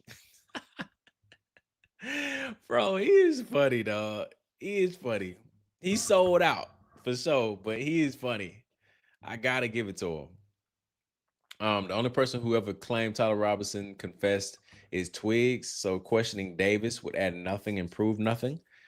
Yeah, that's why I said Lance Twigs being the person that they're just like relying on for so much is just weird when it's not really that strong. But then he said that the prosecution team is not, like, they think Lance Twigs is like a weak part of the argument and they probably won't even use it. And I'm like, ooh, I don't know about that one, but again, I'm not really gonna argue with you about it though. I think they're heavily reliant on Lance Twigs and his parents. But y'all also know me too. I've been very transparent. I'm like, I feel like, there's nothing really to argue about when it comes to the pictures of him on campus. And sure, people are gonna be like, "Oh, it was a different person," and all this other stuff. And I'm like, "Yo, I hear you, but these are the issues that I try to bring up all the time that people hate me for. Y'all can't stand it when I critique Candace and do all this other stuff, but these are the problems I have. Now y'all might understand when you go into these conversations with people, what comes up is this. What comes up is, hey, are you? And I ain't even bring up nothing from Candace, but because I already know their angle. I've done it a couple of times. So I already know their angle. But this is the problem. When the only thing that we have that shows a different person in the garage and the government is lying about the person in the garage is from one person, it's no reason to bring it up when they don't believe the one person. They don't see her as a valuable individual. They see her as somebody that has zero credibility. So there is no point at all in bringing up Candace Owens' thing that she saw of Tyler Robinson in the garage, or it was somebody else in the garage, it was a bigger guy. It's no point, because then you're gonna have to go down to, okay, so did the court literally lie about the footage in the courtroom? Like, what's up with that? That's crazy. And let's just say the answer is yes. Then you're gonna have to go to, how do you know that they're lying in the courtroom? Then you're saying that this person lying, that person lying. Like, it's pointless, bro.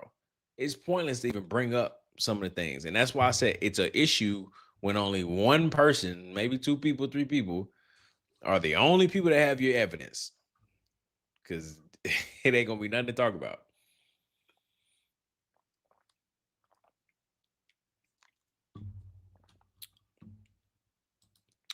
I'm not. Well, I guess I was hosting Josh. He linked his page. You can feel free to go though. Feel free to log off, get me off your screen. You don't have to sit here and listen and suffer. It's not that bad. I haven't disrespected Josh one time. We're having a great conversation. Grifting for Candace, you clearly don't know who I am. There's a lot of people that would say the opposite. They definitely don't like the way I am very fair when it comes to being on the side of truth. So you definitely do not know who I am. Do I appreciate her content? Yeah, because I have some of the questions I have is brought up by her. Nobody else is asking those same questions. So I'm like, hey, thank you for. I have a question about this, and you are covering that. But there are a lot of things as well that I'm like, I don't know about that one.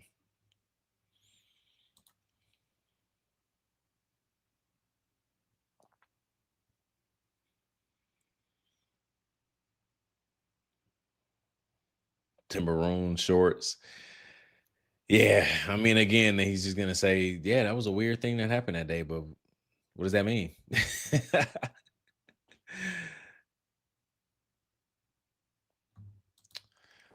Can the narrative side please recognize that the verdict doesn't negate that CK wanted a Doge effort, and that has nothing to do with Tyler Robinson? Hopefully they can concede with that point, bro. Hopefully. They is not a Candace fanboy. I'm telling you, bro. Like, these people don't know me. That's the crazy part. They just hear somebody on the other side, and that's the only thing that they associate that with. That's the only thing. Do I like her content? Yes, when it aligns with things that I believe in. But the second something's weird, I've said I post about everything. I post about absolutely everything. I've posted about all the times I've agreed with her, and I've posted about all the times I've disagreed with her. I have received hella smoke for doing that. Don't care. Don't care. Don't know her. My opinion.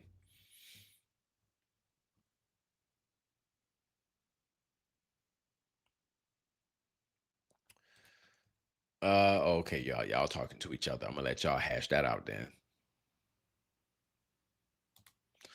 I know who you are. You had a great view on Charlie when you first started, then you started grifting for Candace. Again, grifting for Candace, grifting just became a word as soon as TPUSA and all this stuff went down. You can talk about whatever you want on your own page. I'm not, Charlie didn't die and I set up a t-shirt fund and start selling it to everybody saying for Charlie. No, I just started hearing things on the internet and saying, dang, bro, I actually really like these are the same questions I had. I started talking on my own page, right? Providing my opinion on my own page. And a lot of people tending to agree with it. They tend to agree with it. They tend to resonate with it. They tend to say, dang, bro, like I have nobody to talk to about this. And I want to talk to you about it. Like I love the fact that I can go to your page and get a recap and hear all these things. And I'm like, yeah, I mean, I'm passionate about it. I love this stuff right now. So these are the same questions I have. So grifting, I guess that would mean that everybody on social media is grifting because everybody is talking about something that's going on in the world. So you're grifting off of that. But I'm not at all saying, hey, for Charlie, donate to me. For Charlie. For Charlie. For Charlie. For Charlie. For Charlie. Haven't done that one time. I would consider that grifting. The tent that he died in, the bloody mic, the freedom shirts, all of that stuff. For Charlie. Using Charlie's socials because it has a huge following account. So the dead man is going live. Yeah, I would think that that's grifting because yeah, that's diabolical. But what do I know?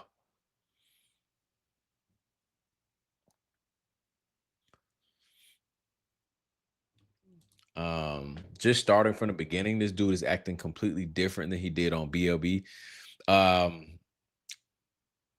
I guess I didn't watch the whole thing. I watched some of it just to kind of see like his style and how he, the dialogue and the things that, the different topics and stuff. But what do y'all mean? What did he do? What did he say to say that it was like so different?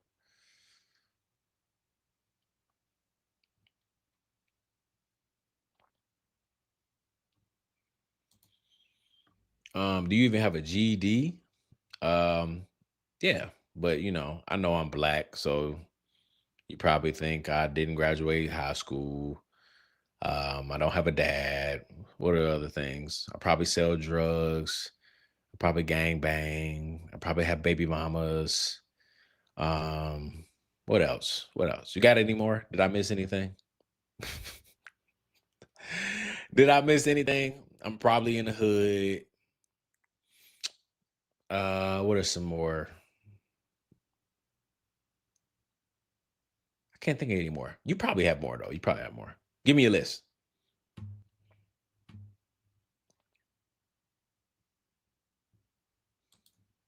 It amazes me how people dislike Candace, but they watch her. Bro, they know all her talking points. I was reading the chat.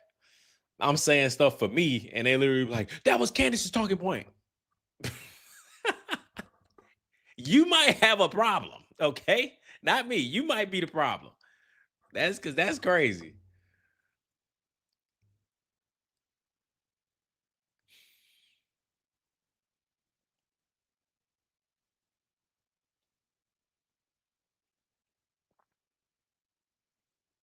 He was polite on BLB.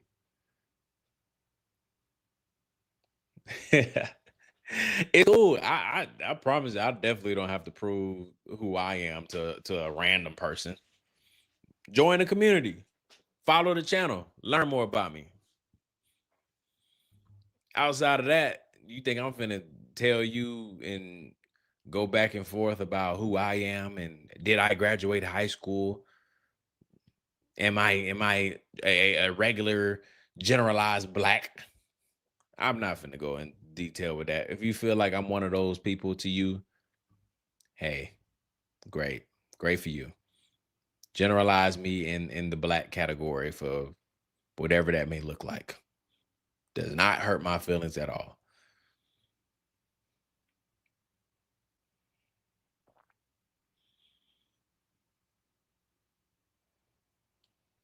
I'm gonna entertain the guy because it's funny.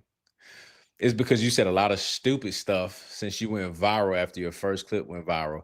I've been on YouTube for, my fault. Well, YouTube too. I've been on social media for years. So if you're saying that you found me on September 10th or shortly after that, then that's when you found me. I've been on social media, I've been on TikTok for years. Do your research. You can literally waste your time and just keep on swiping. And I promise you, you'll find many videos before September 10th. YouTube as well. YouTube, I actually was encouraged by everybody to start it back up because yeah, I was not. I had a YouTube back in 2020. I actually built a lot of this stuff on YouTube, different platforms here on YouTube. I built a lot of stuff from being a Amazon driver during COVID. I was doing day in the life, and everybody was interested in it because it was just nothing to do. Everybody was cool, interested in all that stuff. So that's how the YouTube got crazy. And then life stuff happened, and then I deactivated it and then started it back up in January because a lot of people wanted long form content from TikTok. And I was like, sure, why not? So here we are. But again, you wouldn't know that though. But you're trying to act like you know me because you saw a video of mine that was probably 1 minute on TikTok out of a 24-hour day. You saw a 1 minute video and somehow you know everything about me.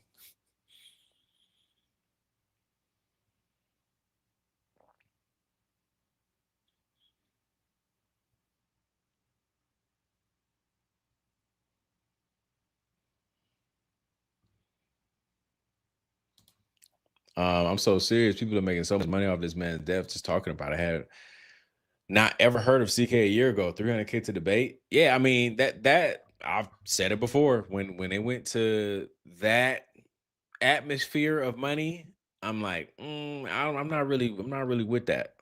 I'm not really with that.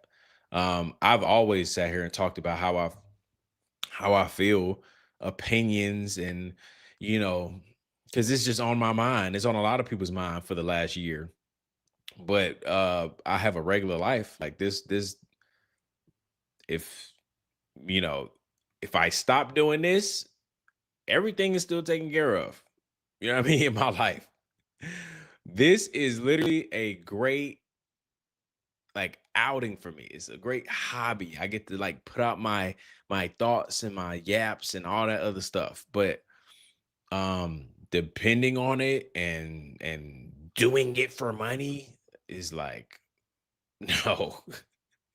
No. I don't have to post a single TikTok, YouTube, none of that stuff ever. I can deactivate everything tomorrow because I have a regular life that I have to do every day.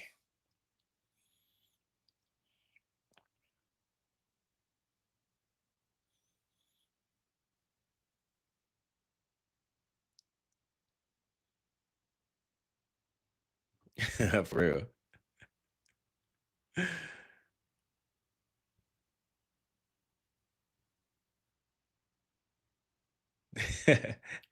I mean, clearly, I want to get to know me. The folks that's over from Josh channel. I know he gonna probably delete this part tomorrow and post because I don't like that at all. I hate when they I might be I hate when they leave and YouTube doesn't help them out because it does look crazy. I can only imagine somebody being on Josh's YouTube page right now and then I'll pop up. It is weird.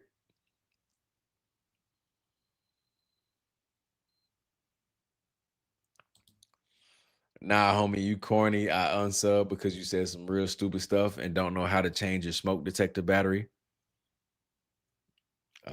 What did I say? And that's cool, bro. But I don't know what I said, but I do know that you're throwing in the smoke detector battery with the generalization of black people because I've never I understand the reference, but that does not happen to me though. The smoke detector going off, but I understand it's a black people reference thing. So that's very big of you. So proud. Man, I'm telling you, bro. Definitely. People truly underestimate how beloved Charlie was. Yeah, I mean, that's why everybody's still interested in it to this day. That's why everybody's still interested in it to this day. That's why it's been a year. People are still interested. And I think that's why for me, you know, when I started to realize that some of these things aren't adding up with people, you know, making certain things off of this and their approach as of lately, I'm like, I just don't like it. People don't like to hear it, but it's just how I feel. I don't like it. I don't like it at all. Because it was never about that. Did it come with it? Sure. It's the internet. You can't control what the internet pays you or pushes towards other people. But what I don't like is the like the intention. Like, are you purposefully trying to entertain me? Are you purposefully trying to do this, do that to bring in stuff? You know, that those are the things that I don't like. Like, I'm not gonna sit here and I don't know, man. I've said it a million times. Sometimes I don't want to get smoke from people. So tonight's gonna be one of those nights that I'm gonna hold my tongue on a few things. Maybe a day that I got some energy to to go back and forth.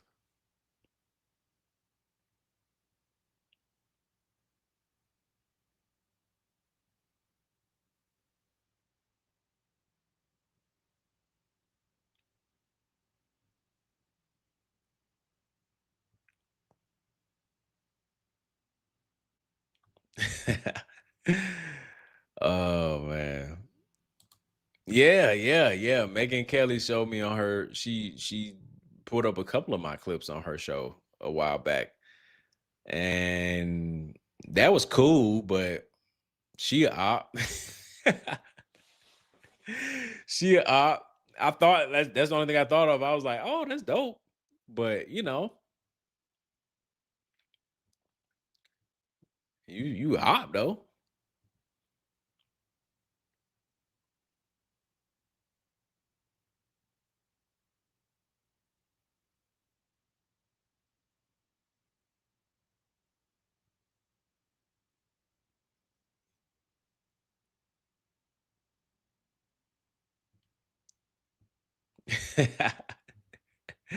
Yeah, I mean that's the thing though. I'm gonna just let them suffer. The people that really, really, really cannot stand looking at my face or hearing me talk from Josh's channel. I see the button right here. It says turn it off. Yeah, it says remove. But it's just something about like how it's just eating y'all inside. Not all of y'all, not everybody. But some people just eating y'all inside because it's just for some reason you just can't click off YouTube right now. You have to just continue attacking. So I'm gonna allow it. I'm gonna allow it for your soul. It's continue. I already know Josh is gonna go in post production and take all this stuff out anyway tomorrow. So that's fine. That's on him. But yeah, y'all gonna have to just suffer if you really that pressed about seeing my face on Josh's page, and you just can't seem to log out. You have to just sit here and watch me. Keep watching.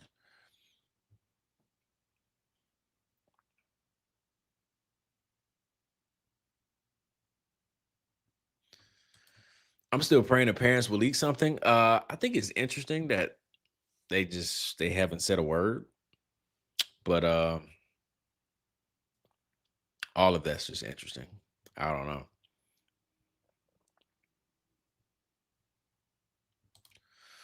Quit saying Erica lied. She was just giving Andrew what he asked for to give to Gary, sour of the moment. she had taken a pic of the kids and thought that would satisfy Candace. Candace isn't the police. I'm not saying Candace is the police. I don't think that, you know, um, secondly, she did lie. She did lie. You can call it whatever you want. I'm gonna call it a lie if I say I'm with my kids and they aren't my kids. That's how that works. So I just find it weird that the people out there that don't find that interesting, that's concerning.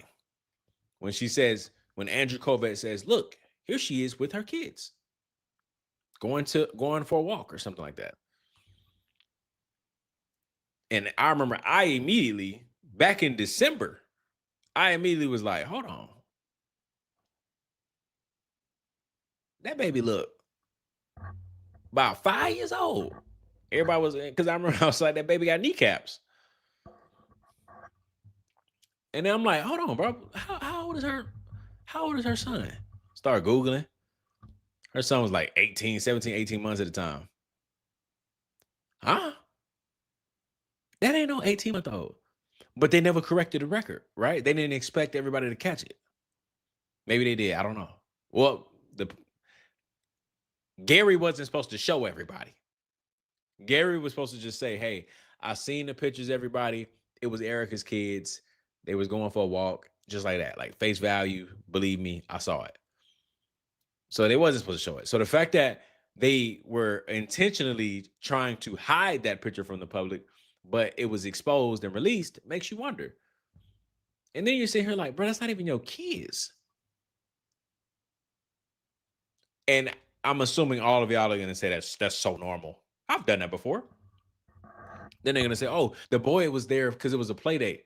So she took a picture of a random kid and sent it to Andrew Covett. And then Andrew Covett sent that to Gary. Okay, so let me talk to that mother then, because how does she feel about her random son picture being taken by Erica, and Erica sends it around to everybody?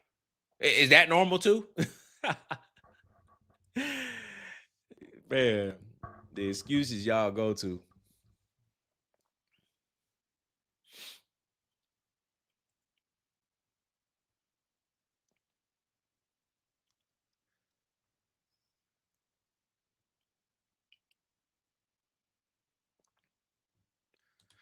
Yeah, it was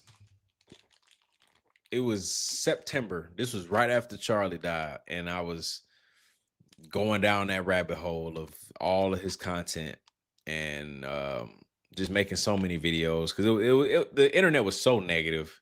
It was so negative. And when I started going through his videos, I was like, dude, this guy seems so cool, bro.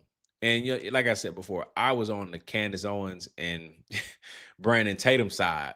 So I knew of Charlie, but I never really watched his stuff like that. I would listen to Candace and Brandon Tatum's, which is similar, just different style, different approach, stuff like that. And so, yeah, once that happened, I went down that rabbit hole of Charlie Curtis to figure out like who he was, who he stood for, why are all these people celebrating all this other stuff.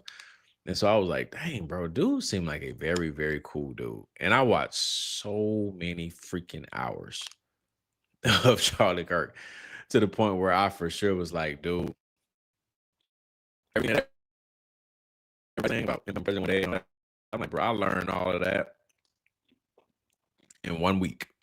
I was like, man, this seemed like, yes, he had things going on behind the scenes of, maybe lying for Trump every now and then and wasn't trying to say too much about Izzy. He had so many different things going on behind the scenes. Yes. But outside of that, I was like, I'm not gonna lie, bro, out of every single political figure, he might be the realest one out of all of them. Like he seemed like the most genuine one out of all of them. Does everybody have their flaws? Absolutely. But he seemed like the most genuine political figure out of everybody. And that's when I was like, oh no, I like this guy. I like this guy. I like this guy. He was going to be big. And I see why they had to take him out. I see it. Then on top of that, we close in age, so he was somebody that I like, again, I heard of his name, but I didn't really like get into him like that. But once they took him out, I was like, wow, like that kind of hit home, man. This guy was young. This guy was on top of the world at his age. And they took him out for many, many different reasons. So I started making a whole bunch of content about that because I definitely felt some type of way. And so that's when Megan Kelly was reposting and showing a couple of my TikToks on her show.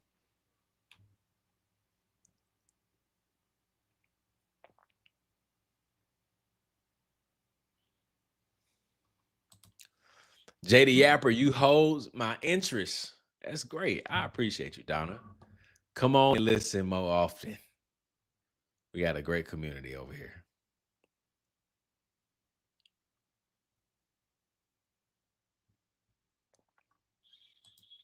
I never understood the picture. I mean, yeah, that's why I said the picture was very problematic. Anybody that says it's not is kind of just weird because, like, she lied about where she was when asked about her whereabouts involving a murder. But don't bash her. Don't bash the widow. Dude, she lied about where she was. I don't care about the widow stuff, bro. She lied about where she was. It's not my fault. She lied about where she was and she involved her kids. That's another level of sick, right? Not only are you lying about where you were, and then somebody's gonna be like, you're not entitled to know where she is. I know that. I'm not saying I am entitled. She chose to put that out there. So you lied about where you was. That's the first red flag. And then the 45 red flags after that was the fact that you involved your kids and said, look, I was with my kids and you wasn't. So now, where were your kids? Where were you? Why would you lie? Then they came up with the whole, it was a birthday shebang in the morning. At 8 in the morning, bro. I don't know about y'all. I got kids over here. Ain't nobody else kids is coming to my house at 8 in the morning. You got me messed up. Absolutely not. You can wait. You're not coming over here 8 in the morning. It's not going to be a play date at 8 in the morning. So that was crazy. Your content is great because you seem open to all options, wherever that leads. Already a follower. I appreciate it. Yes, that is 100% my content. I am a fan of nobody, but I do like people's content. I do when it aligns with something that I believe in. So I try my best. Do I fall short at times? Absolutely. I try my best to align myself with the truth to the best of my ability. And if I feel like somebody's not doing it, then I'm gonna talk about it. And that also don't mean that I don't like them anymore or something like that. I'm like, bro, I don't know these people to be so attached. Oh, like, oh man, I'm like, what does that mean? I don't know them. So, like, I like the content. Do I just not like their content anymore? I mean, I wouldn't say that. I don't like that video, or I don't like that particular, decision. But I mean, yeah, I try my best.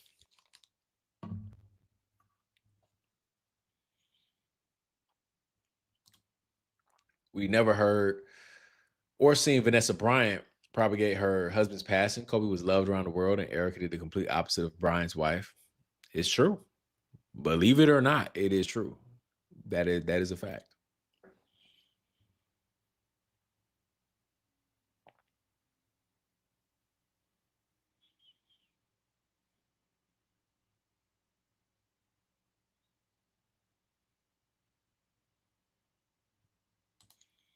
If Erica wasn't involved at all, she wouldn't engage.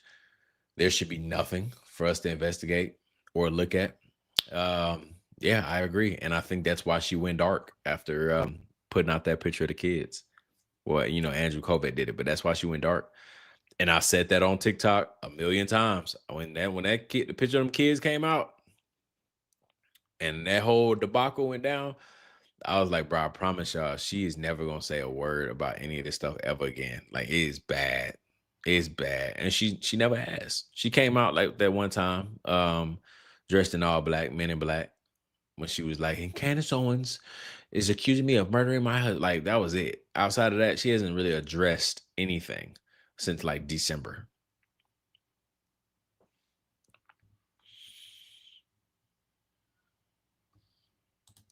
They probably always take picture of her. Hey, it was weird. Hey, let's go. Congrats. We've been waiting on this one for a while. Oh my gosh. Congratulations, Charles Leroy. I like that. Congratulations. We've been waiting on that. For the ones that don't know, man, we've been predicting due dates for a few months now. So congratulations.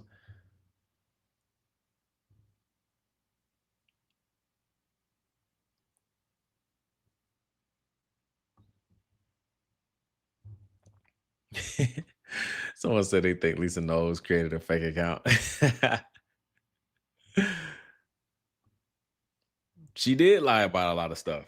But that's the part where, it's hard to have that conversation with people because they just want conclusions and solutions. Like, okay, sure, Erica might have lied about this. What does that mean? What does that mean? What does that mean?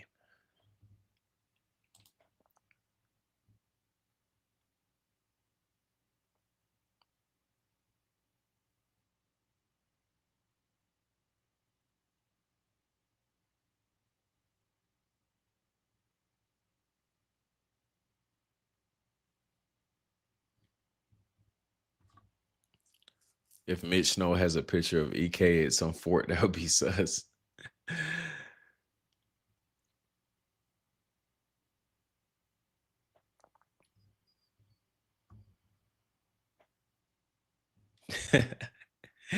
Yeah, it's just strange all around. That's why, like, I bring up the TPUSA thing. I'm doing good. How you doing? Um, I bring up TPUSA. I bring up, Erica specifically, because it is all odd. It is odd, and people can't just deny that.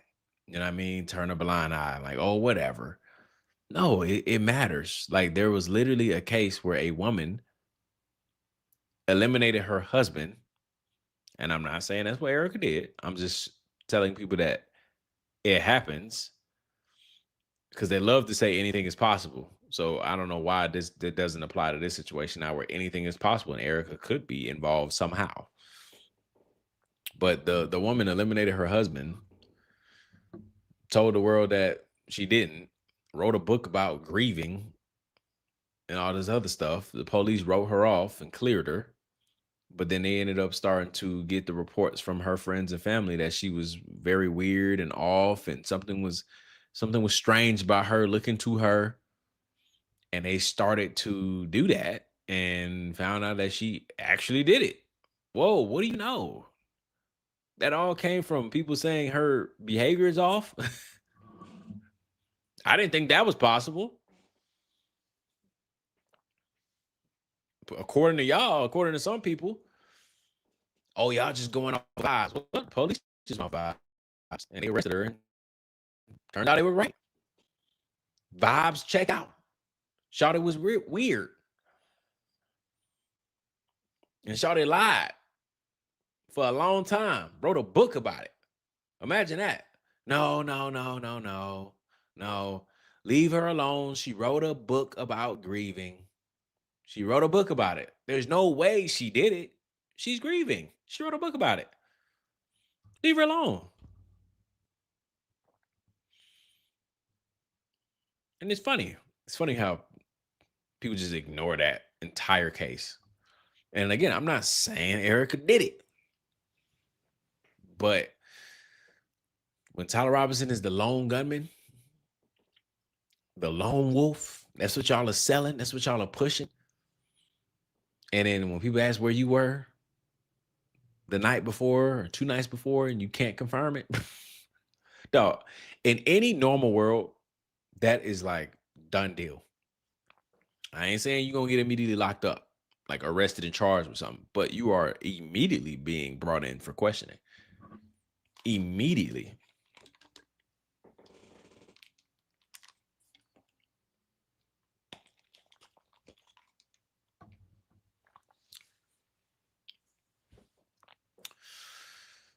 Erica should have kept her mouth shut. She spoke too soon. They got greedy too soon and exposed a lot of evil.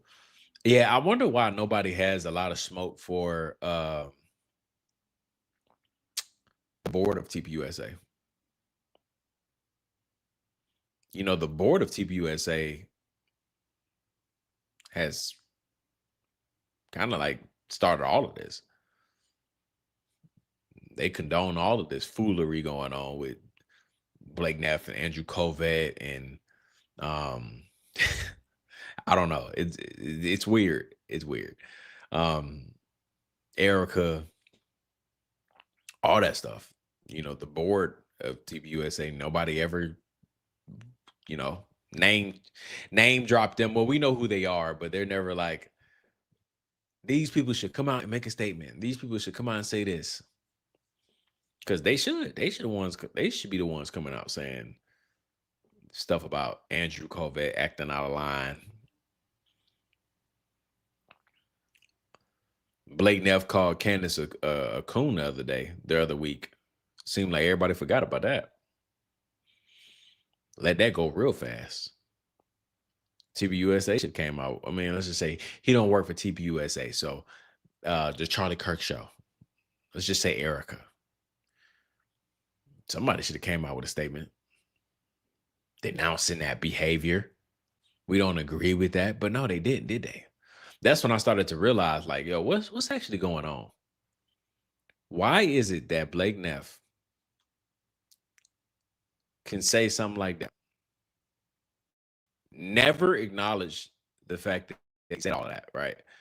He put it out there and then he never went back and tweeted and said, you know, I was a typo. I'm sorry. Like nothing.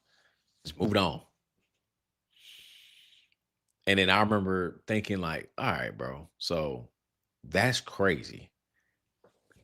Nobody should be engaging with him ever again. But people do. People engage with him every day, go back and forth every day. And I mean, there were plenty of things with Blake Neff that I was like, bro, this guy's so irrelevant. I'm just trying to figure out why people are making him relevant. That I always felt that way about him. But when he did the whole call Candace a coon thing, and I'm like, okay, that was literally blatantly racism. And there was this little fake uproar for 3 days, 3 business days. Everybody act like they cared. And then right after that, people were right back to Kiki King with Blake Neff and all of this internet drama with Blake Neff. And that's when I was like, what's actually going on right now, bro? What's actually going on? Like Andrew Covett, Blake Neff, Turning Point USA in general, they are all just not good faith characters.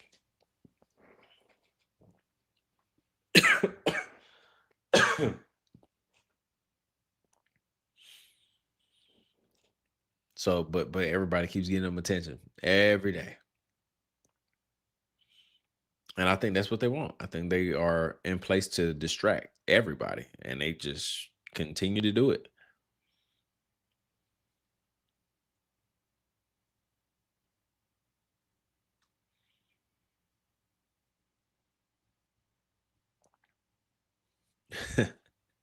For real. Gotta go to bed. Good night, everyone. Jerry, you going on? Probably not tomorrow because we did last night and tonight.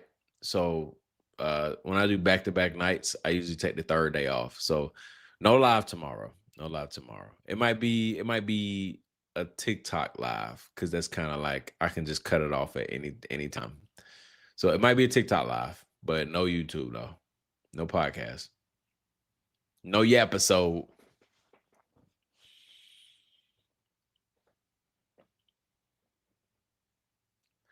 Tell Farnsworth was pardoned? I had no idea. Is that true?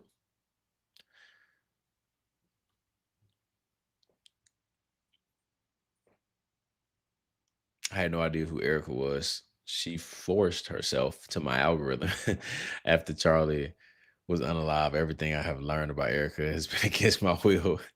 I agree with you. I agree. It for sure was placed on everybody. Laura Loomer too. She called. Yes, yes, yes, yes, yes. Yep. And so that's when I started to really. I wouldn't say that was like the starting point, but I started to really just like I keep saying started, even though I'm saying I didn't start. But I was really taking a like step back, just looking at everything for real. Because when Laura Loomer said that, and Trump put out that picture of Candace too, and then Blake Neff with the coon thing, and you just start to realize that nobody has ever came out to like Candace's defense. And not that she needs people to defend her, but there are things that it's like, I think even if you're assuming or if you are claiming to be Candace's friend, right? Like Brandon Tatum, if you're claiming to be her friend, there's no way that you just don't say anything about Laura Loomer, Trump, and uh Blake Neff. He said nothing about all three of them. If anything, he affiliated himself with them. I remember after Laura Loomer said that Ghetto Black B, uh, Brandon Tatum, like the next day or something like that. Brandon Tatum said something. Oh no, Laura Loomer said something that was unrelated, and Brandon Tatum was like agreeing with her on X or something like that. And I was like, dude. But then you have to think about Candace being cool with Brandon Tatum. I think that's all right. That doesn't really make any sense. So then, in my mind, I go to okay. So if you know your great friend, your good friend is talking trash about you or whatever, is it because you know he's a sellout? Like, what if Brandon Tatum is going to Candace in the background, like, look, sis, I'm gonna talk trash about you. I got to do it. Like, it is what it is. That's the only thing I can come to a conclusion with for her to still be cool with Brandon Tatum, who has said the most crazy and bizarre things about her. And for her and him to still be like, yeah, we're cool. And I'm like, that's weird. Same thing as Michael Knowles. I think it's weird that Michael Knowles is Candace's uh the godfather to Candace's child, but Michael Knowles still works for the Daily Wire, who the Daily Wire, from what we're told, was just like the biggest scums on earth when it came to treating Candace, you know, right. They treated her so poorly, did all these different things. But Michael Knowles is like, oh, fine with me. I'm gonna still get paid from them and work for them. And I'm like, that's just weird, bro. You act like she hasn't talked trash about him. Candace Owens has never talked trash about Brandon Tatum. Never.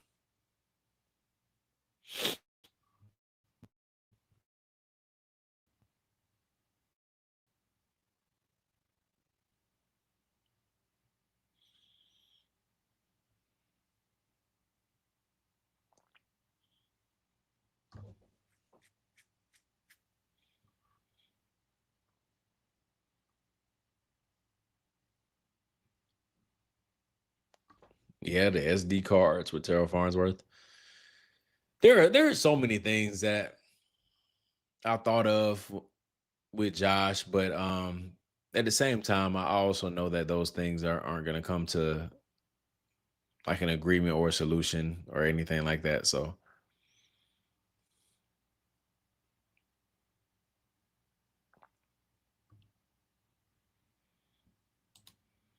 what's your proof he didn't do it? There is more proof he did it than didn't show me some proof. I mean, that's what it's all about is proving that he did it. But him not doing it, I just again off of the simple basis of the case, the bullet being inconclusive, when I find that strange that there were little tiny pieces of fragments inside of Charlie's neck from a 30-06. I just, in the softest part, I just don't think it would leave that many frags in his neck. So, but it was inconclusive. When it comes to the rifle, dude, I just don't think anybody can shove a rifle down his pants that we did not really see coming down the stairs. He gets on top of the roof, somehow puts it back together. How is the scope not off just a little bit? Maybe the optics of everything zeroing out the scope, but he lines the scope up. I mean, puts everything back together, takes one shot, gone. And then nobody in the prelim can say that the figure that they also could not name was holding a rifle. Tyler Robinson can be on campus. Is it odd? Yes, but that's the same argument that people try to tell us about. Is it weird? Yeah.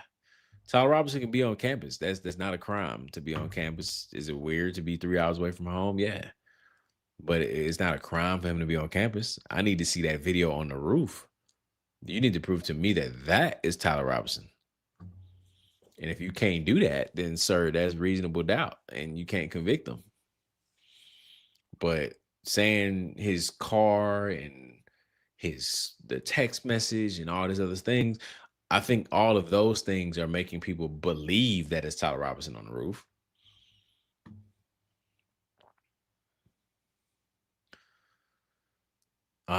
I like Candace, but she seems questionable about Kirk at times. Question everybody. That's her words. You should not trust anybody. I think everybody should always, especially those people that got those platforms, they should be trying to earn y'all trust every day. Every day. There shouldn't be any type of speculation or people questioning moves and nobody knows what they're doing. And oh, I don't know if is she doing this? Is she doing? I mean, that just should not happen with anybody. People should earn your trust. And she's done a lot of things. She's done a lot of things that's like great work. But again, question everybody. Like JR said the other night when he was on live. Um, he was like, the perspectives. I was like, I feel like we've gotten pretty far in this case because of Candace. And he was like, well, that's true. But also, could we be further if it was with somebody else? Or if it was with other people involved? Could we be further along in the case? Absolutely. Could Candace be holding the case back? Possibility. Open to it. Open to everything.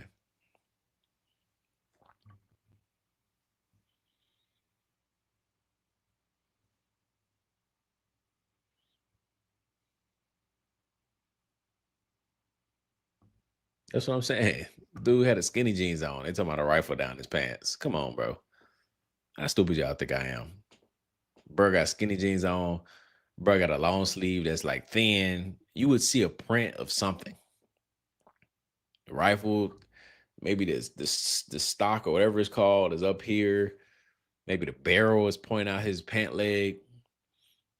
Something. I really enjoy your content. You are real, even if you have to take a step back. Yeah, I appreciate you. Yes, there are times. I feel like I'm in that time right now, to be honest, of just taking a little step back and analyzing and watching everybody, because everybody is pretty strange. Everybody is pretty strange.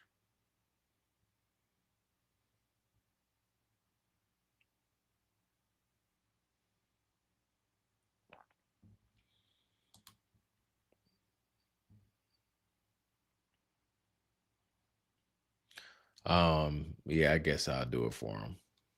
Hopefully that helps.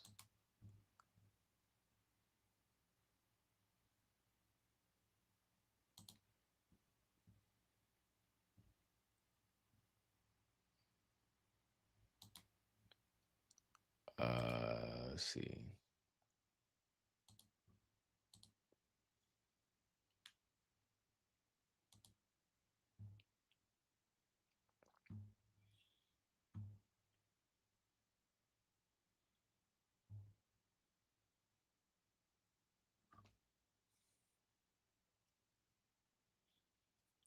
Definitely.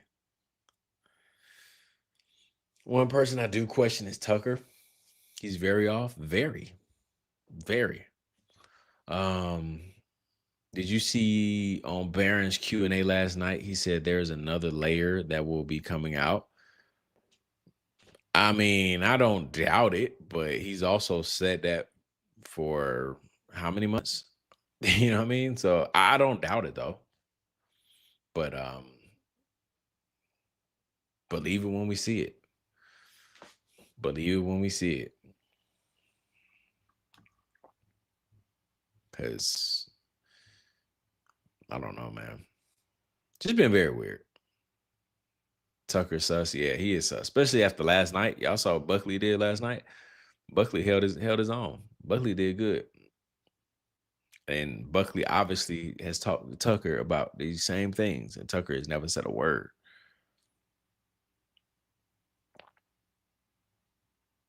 Don't trust anybody to discern of all, man. You shouldn't. You shouldn't trust anybody. I know people don't like it. It's a sensitive topic. Nobody wants to be on that side. Nobody wants to go against the establishment or go against the grain, but it's weird. It's weird. I thought it was weird, something to me that was very, very, very put off ish was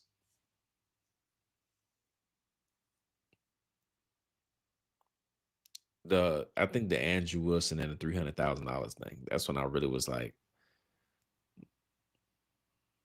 nah, nah. Going with my gut on that one, going with my discernment on that one. That's pretty odd, pretty weird. And so that's why when I bring up these different things, people don't like them, but I'm just throwing it out there. But people are like, she's in so much danger and trouble. And I'm like, yeah, y'all can't say that. But when also knowing that she invited random people to her house to debate. And it was this whole thing about people being in random places throughout the house. It doesn't really seem like somebody that's terrified or scared or has to protect certain things. It doesn't seem like that at all. And also, when it comes to that argument, and I'm not at all trying to minimize how dangerous this situation is.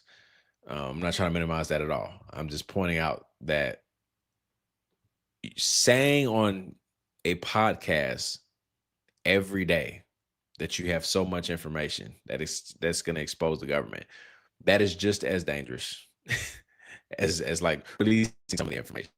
And I'm not saying release all the information. People always love to throw it out there. Why would you release everything? I'm not saying at all. But you releasing footage of Tyler Robinson, or you releasing footage of another human in the garage that's this buff individual and saying that this is the real footage of the person walking through the garage and that video in court is fake. You saying that is just as dangerous. Like the danger has already been there. So when people say that, I'm like, bro, I get it, man, but it gets to a point where you gotta go on with the danger thing. And I'm just people are scared, or I'm like, bro, you know how much things have came out. You know how many things have came out that I'm like, whoa, like there's not gonna be like I don't know, bro. That's just how I be feeling. When I saw that picture of the garage, I'm like, dude, this is literally saying that the court is lying. And I also found it interesting that nobody in mainstream media nor the court, nobody cared. I think everybody should also think about that. You can't just put all your eggs in one basket. Now, has the court, has the feds, have FBI, have all of these people lied in the past? Yes. But you also don't know Candace to assume that she would never lie to you.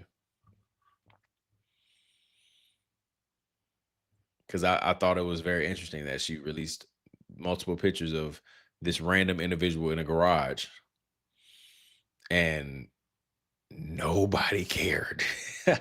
I was like, wow. I think that is groundbreaking news. I would think that the defense team would pull up that picture in court and say, look, my client wasn't even there. But when nobody talks about it, I'm like, this is weird, bro. This is weird. Mainstream media is a joke. It is. It is a joke. It is a joke.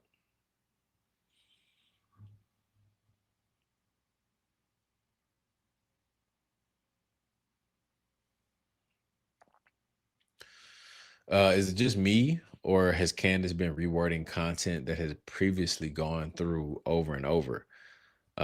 Save space here. So please, people tend to just get so in their feelings when you talk about content and ask questions. Save space. I encourage it. There's nothing wrong with it. Um, yes, I think you can kind of tell it's been a year. So for people to try to gaslight you to act like you don't have like some type of pattern recognition is crazy. You do recognize a pattern with Candace every now and then. She does this thing where she will recycle what she's been saying before, or she will go through all the lies that TPUSA has told on like a random day, and it's like, oh, okay, it's one of those days that you don't really, So, yeah, I noticed that too. I noticed that one of them episodes a couple weeks back. I was like, oh yeah, she's, you know, recycling some things.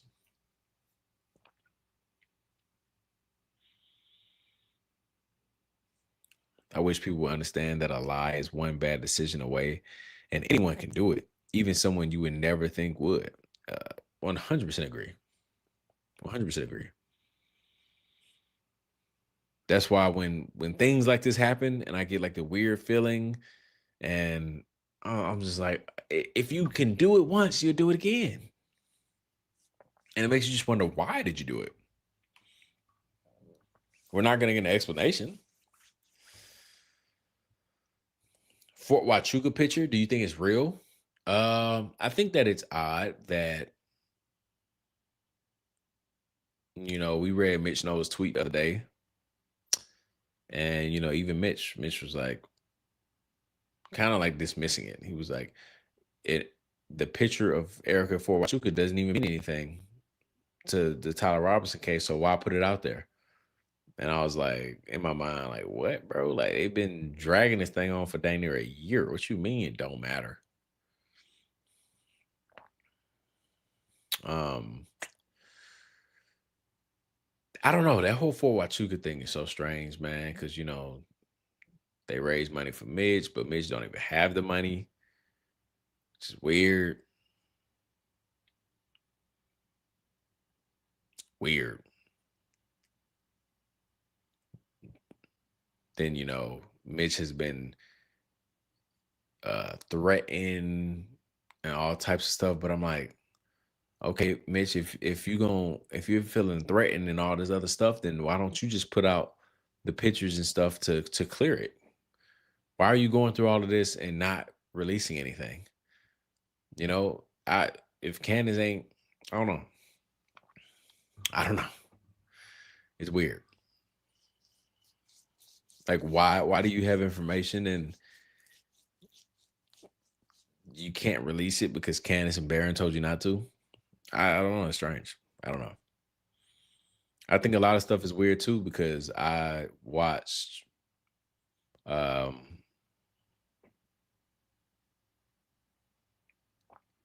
the people that get on like with Stu Peters. I think that's kind of odd too because these people that everybody on the internet is jumping to the defense on of like, oh, they're keeping their cards close to their chest, it's a dangerous game and all these other things, but they fail to realize that other podcasters and other independent journalists and investigators are coming out and releasing things when they find something.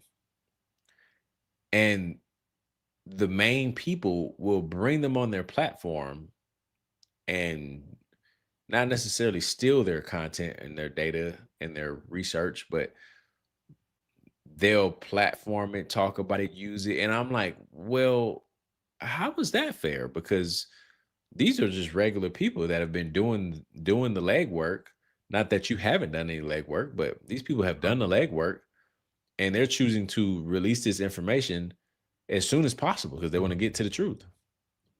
But then when it comes to the main establishment, they don't release anything because everything's 4D chess. But how is it fair for you to take their research and you platform their research immediately? What if that person was like, nah, I don't want to show you. It's a secret. Like it's just strange. How is it? I don't know. I don't know.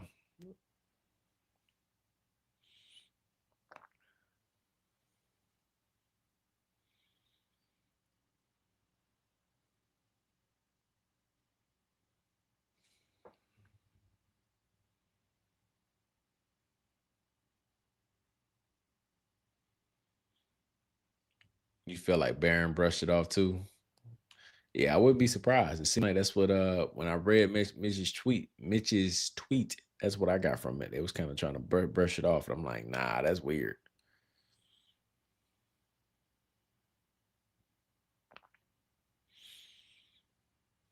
It's good for her to recap and go over things that she discussed in her past shows. It drills the information to keep it fresh in our heads.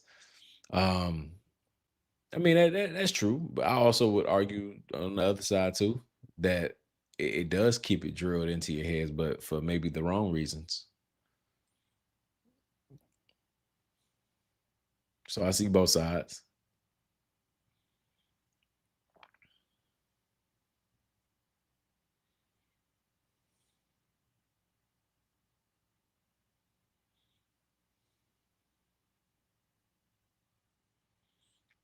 Yeah, I don't know. I don't know. Yeah, but that's what X. I was listening to a couple of X spaces today. They said that Mitch never got the money,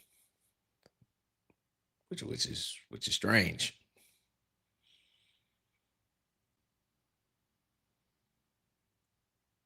And then yeah, I mean, someone told me the other day that I ain't even gonna go there.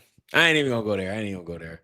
Man, I appreciate y'all for listening. I'm losing my voice probably because it's 5 a.m. nights. So that's why I do 2 days on and 1 day off so I can gain it all back and do it all over again. But I appreciate y'all for listening. Please hit the like button on your way in, on your way out. The replay crew.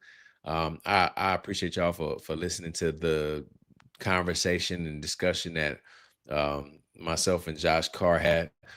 Hopefully, y'all somewhat enjoyed it. I think we kind of all knew where that was gonna go, but it's interesting to just have it on record and see how these people feel and what they say. Again, I'm glad that it stayed respectful. I'm glad that I can leave the conversation saying, "Hey, bro, you seem like a cool guy. We don't agree with the things going on right now, but you seem like a cool person." And that's the goal. That's the goal because we may have a lot of differences and stuff like that, but when it comes to the bigger picture, right? The bigger picture is that we're all on the same team, and this is something that they want us fighting over. That's why he was eliminated. They want us regular people fighting over this entire investigation, and I don't want that. I don't want that. And so I'm glad that we were able to just have a civil conversation, and even if that did not Well, he said it. We tend to agree on the same thing. So hey, if that's what he feels, that's what he feels. I'm just glad that it was respectful. But I appreciate y'all for listening. I will not be live tomorrow. Probably TikTok. Yeah, probably TikTok, but not YouTube. Um, so yeah, probably not on YouTube tomorrow. Definitely not on YouTube tomorrow. I've been two back-to-back 5 a.m. nights. But outside of that, make sure you guys hit the sub button as well. We're on the road to 26K and many ways to support the channel as well. So many different ways. We have two TikTok accounts that you can follow. You have X, JD Apple One, Facebook, JD Apple One, Buy Me a Coffee, same thing, JD Apple One. And we are also now on Spotify. We're on Spotify. We just started Spotify like a day ago. I think a day ago. So brand new to that. Please head over to Spotify and support the podcast over there. Let me show y'all what it looks like so y'all can see it. It should come up under the daily app, but please go support the Spotify channel as we are now trying to grow that platform as well. I don't even know how I don't even know how to work this thing yet. I'm trying. Um no, can't go there, can't go there. Ah, I don't even know where to go. I'm trying to show y'all what it looked like. I don't know. I don't know where to go, but it's just the daily app on Spotify as well. Let me just show y'all what I'm looking at. Oh, I think I can actually.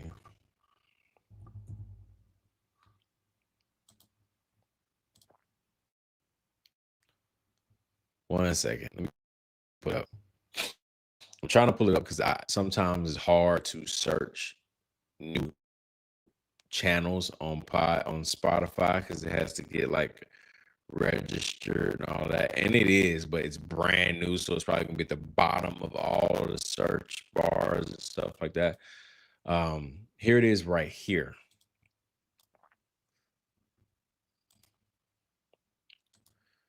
All right, so you can see it here on Spotify, the daily app.